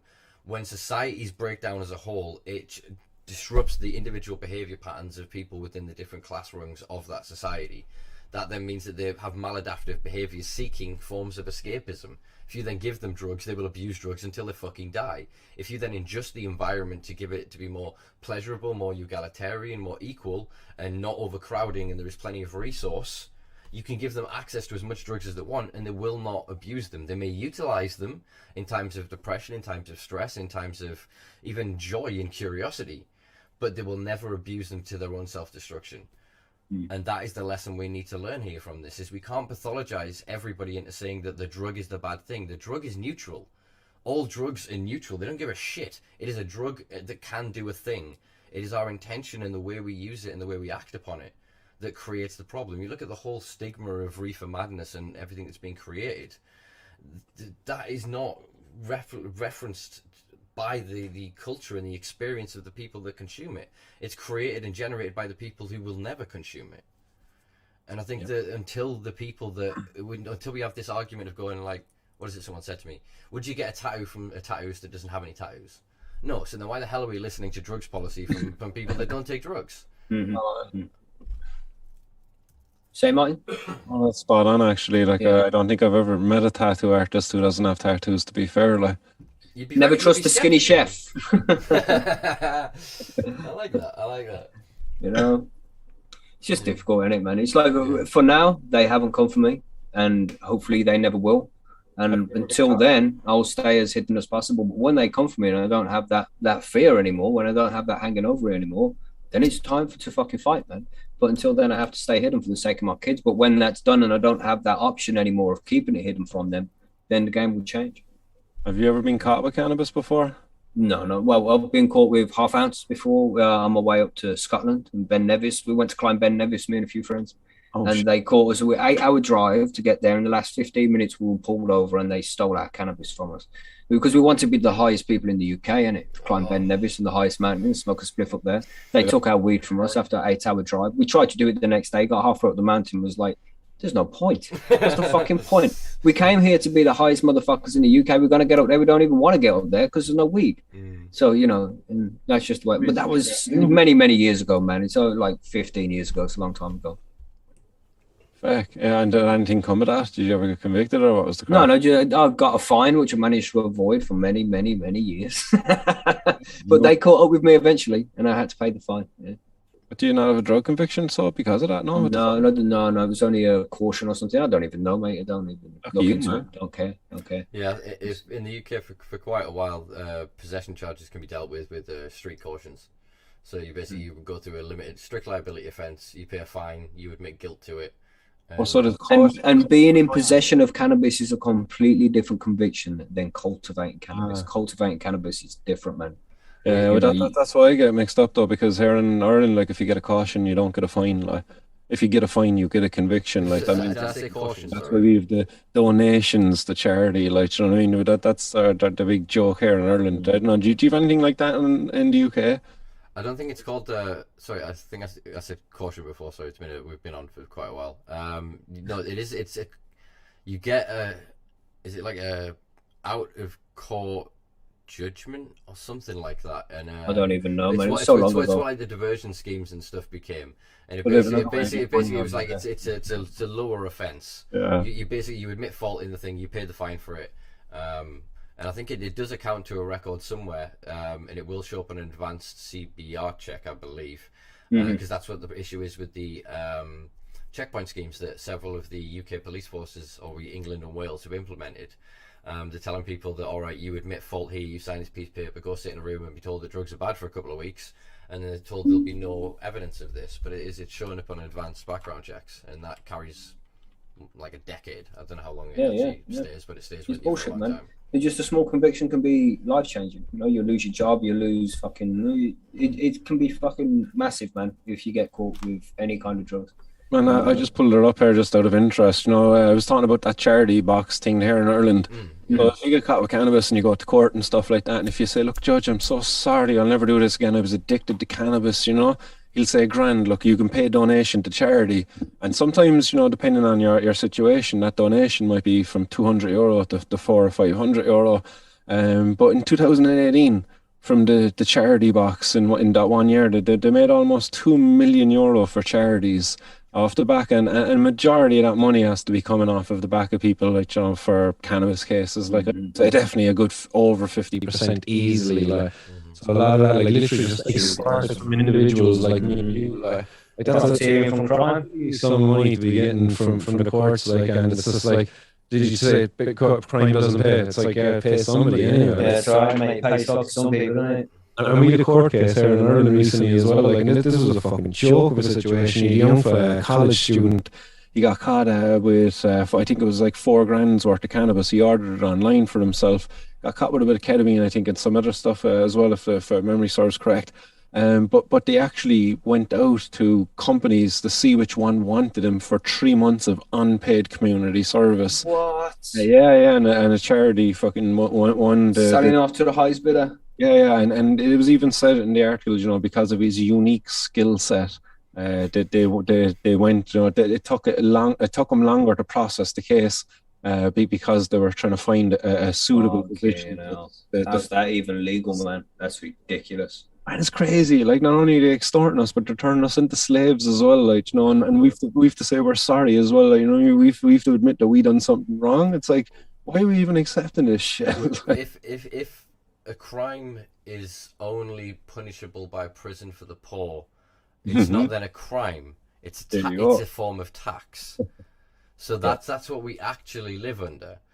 So, I mean, I saw a case of a drunk driver woman in the UK, very sort of middle to upper class, private plated Mercedes. She was involved in a crash like 2-3 in the afternoon, and she got away with using the defence that when police turned up to her house and that she blew 3 times over the limit, the judge accepted her defence, that she'd gone home and immediately drank several shots of vodka to calm her nerves after the incident. Yeah, and it was because of then the class, and that she was fined an ungodly amount, but it was because she could be fined the ungodly amount, they accepted the mitigation. So then even the reduction of the what's it called, the consequence for fleeing the scene, that was reduced. So she then wasn't convicted of drink driving. It's such a but then you flip that to somebody that was then poor in the same situation, that would have amplified the crime. So it does just show that they're not really bothered about morality. They're not bothered about ethics. They are bothered about getting their share. If you pay to play, you can basically play however the hell you want. But Jeffrey Epstein is a fine example of that. You know, I mean, Prince Andrew is allegedly Prince Andrew is a fine example of that. What's happening, man? Did he not get his extradition papers there recently or some shit like that? I don't know, he's supposed to be going to New York for a case or something. I don't know. I don't keep up with it because it's just fucking bullshit, man. They'll avoid criminal courts. They'll go into a civil court, which means that when it is settled somewhere, they will get immunity from prosecution. That's exactly. You just have to pay a fat fine, which, you know, essentially will come from the taxpayers, man. We'll pay the fine for you, Andrew. Don't worry, mate. Go out and fuck more underage women, and then if you're getting this shit, we'll foot the bill for you, mate. Don't worry. Carry on. Yeah, do what the fuck you like, and we'll just foot the bill for you. Carry on. No problem. No, Jeffrey Epstein didn't kill himself, by the way, everybody. Make sure you all know that. Just make sure you all know that. Yeah, well, I'm sorry. No, I've slipped up my fucking words. Jeffrey Epstein killed himself. Sorry. Okay. How could you mess up something like that? It's so clearly obvious what he did. We're sorry, YouTube censors. Sorry, YouTube. You know, that's another scary thing, man. YouTube censors. It's like, the census you know, in the general. fact checkers. It's like, you know, they are censors. They are not fact checkers. They decide what we can and can't fucking say nowadays. Well, this is the point of it. We can't discern truth until everyone is heard. Once we have heard all sides, then we collectively agree on what is consensus, and we move forward with that being foundational, with that being elementary and understood. That's been the consensus of human development for millennia. Now all of a sudden, because of the digital age and because of the weaponization of psychology and psychoanalytics and marketing and advertising and everything else against us, we can't even figure out consensus reality. So we are in such a screwed up point where I don't know, other than literally us recording thousands of hours of these conversations infinitum, can allow us to slowly scratch enough of the surface that enough of us can go, you know what, we know fuck all. And I think once we get the 100th monkey kind of paradigm, enough of us realise we know nothing, we'll suddenly know something, and then we'll be able to act upon it. Yeah, the only thing we do know is we know fucking nothing. But it's past midnight now. We're going fucking ages, man. So we should consider wrapping this shit up. Yeah, I've really enjoyed this. This has been... Yeah, it's been good sesh, man. Been good Christmas sesh. Nice cheery Christmas session. I haven't really covered much of Christmas. But yeah. I played some tunes at the start, bro. It's all good. Yeah, you traumatized the stream. It's all good. Yeah, and some of them enjoyed it. You know, the savages enjoyed it. The sadists, they loved it. But man, good conversation. A lot of important points been discussed, you know, and it's difficult conversations to have. But these conversations need to be had, man, because this is how we come up with, you know, the best conclusions, the best ideas, that give out the best information. We have to have conversations where we disagree with each other sometimes. It's the way it goes, man. We're all there's the we're all just winging it, mate. That's where we're all just trying to fucking do what we can. Yeah, it's the Ram Dass quote, you know, it says that we're all just walking each other home. And I think that is the truest sense, and home is awareness in whatever form it may be. And most of us, if we're lucky, will glimpse it a few times in our lives, have these truly ecstatic, wondrous, I mean, the Japanese Zen Buddhists call it satori, this like feeling of enlightenment, of aliveness, of truly being present in the world, man. And I think that the more we can get to understanding that we don't know shit, the more we can be attuned to that experience. And I think the more we find those experiences in our lives, we can kind of weave them together to create a narrative of hope. Each of us is, as I said before, our lives are our message to the world. And I think that if we can attune and change our focus and our awareness and act in accordance to our own ideals each day and be humble enough to take in new information and challenge ourselves and really be humble, that will make a fucking big amount of difference in a short period of time. What are you saying, Martin? Any closing statements, bro? No, I'm just reading through some of the guys' comments coming in. There's a few people just getting some comments. DBO Craft saying that Epstein actually overdosed on ivermectin, didn't you know? Brilliant, nice. Stream shut down instantly. And Guru Ganjigo as well out there is bringing up about John McAfee as well, who didn't kill himself either. John McAfee, I don't know if you know who he is, the McAfee antivirus software dude. Yeah, man. But he died actually over in a prison. Died in prison, yeah. In, apparently as well by hanging or something along those lines. But yeah, apparently he didn't kill himself either. So I was just looking at some of the comments coming in there from the guys. But yeah, these people are very powerful, man. These people are very powerful. They'll come off and kill you and make you look like an accident if they want to. Yeah, but you kill a guy that has lived a life in secrecy, his secrets die with him. You kill a man who's lived his life in truth and in the light, you make a martyr. And again, that's why I believe the closer you are to harm, the further you are from danger. In this weird paradox, I feel that's why. And that's the position Martin's in now, man. It's the position he's a martyr. They can't come from Martin. Yeah, it's a position I put myself in for years to deliberately do it, as a sense that, as I said before, to sleep well, to live well, so that I don't know how many days I have doing what I do, but I fucking enjoy them. I really enjoy them, and I don't know how much of an impact any of my work or any of my actions have upon the world or my audience, the wider population, but ultimately, as I said before, it feels genuine to me, so I'm going to continue to do it, and I hope that others have watched this and are inspired in some small way to find action in their lives, you know what I mean, to be brave enough to have those conversations with colleagues, with friends, with family, and to just be bold and brave, because you know what, now more than ever, people are curious, people are confused, people are scared, we're vulnerable, we're fragile, and we're seeking answers, and they're not out there in some legacy media post or some news article, you know what I mean? It's in each other's hearts and minds, man. We are humanity manifest. Yes. Talk, communicate, express your opinions. Shame we can't have that here in ours. Yeah, loads of people saying loads of shit in the chat. It's been very good from the chat as well. You've all said loads of cool shit. You know, stayed involved in the conversation and stuff too, man. So, and don't stop having the conversation. Everybody keep talking. Just keep talking. Remember that Pink Floyd song? It had Hawkins in it. You know, just keep talking, man. It's important. Yeah. So thank you for joining us, everybody. I'm gonna put these Christmas tunes back on for you all for 5 minutes because I know how much y'all love that shit. It takes about 30 seconds to kick in. It's been good chatting with you good anyway, guys, and yeah, man, the opportunity to be part of this fucking multicast anyway. So it's been yes, we'll do it again soon, man. It'll be good to get maybe a New Year's one or something. I don't know. It's a session, any time, man. It's always good to just sit and chat some shit. It doesn't need to be a special occasion for us to do it. For sure. I think we could widen it out a bit and get other sort of bi-monthly guests from other podcasts. You know what I mean? I think actually as well, reaching out of the cannabis sphere.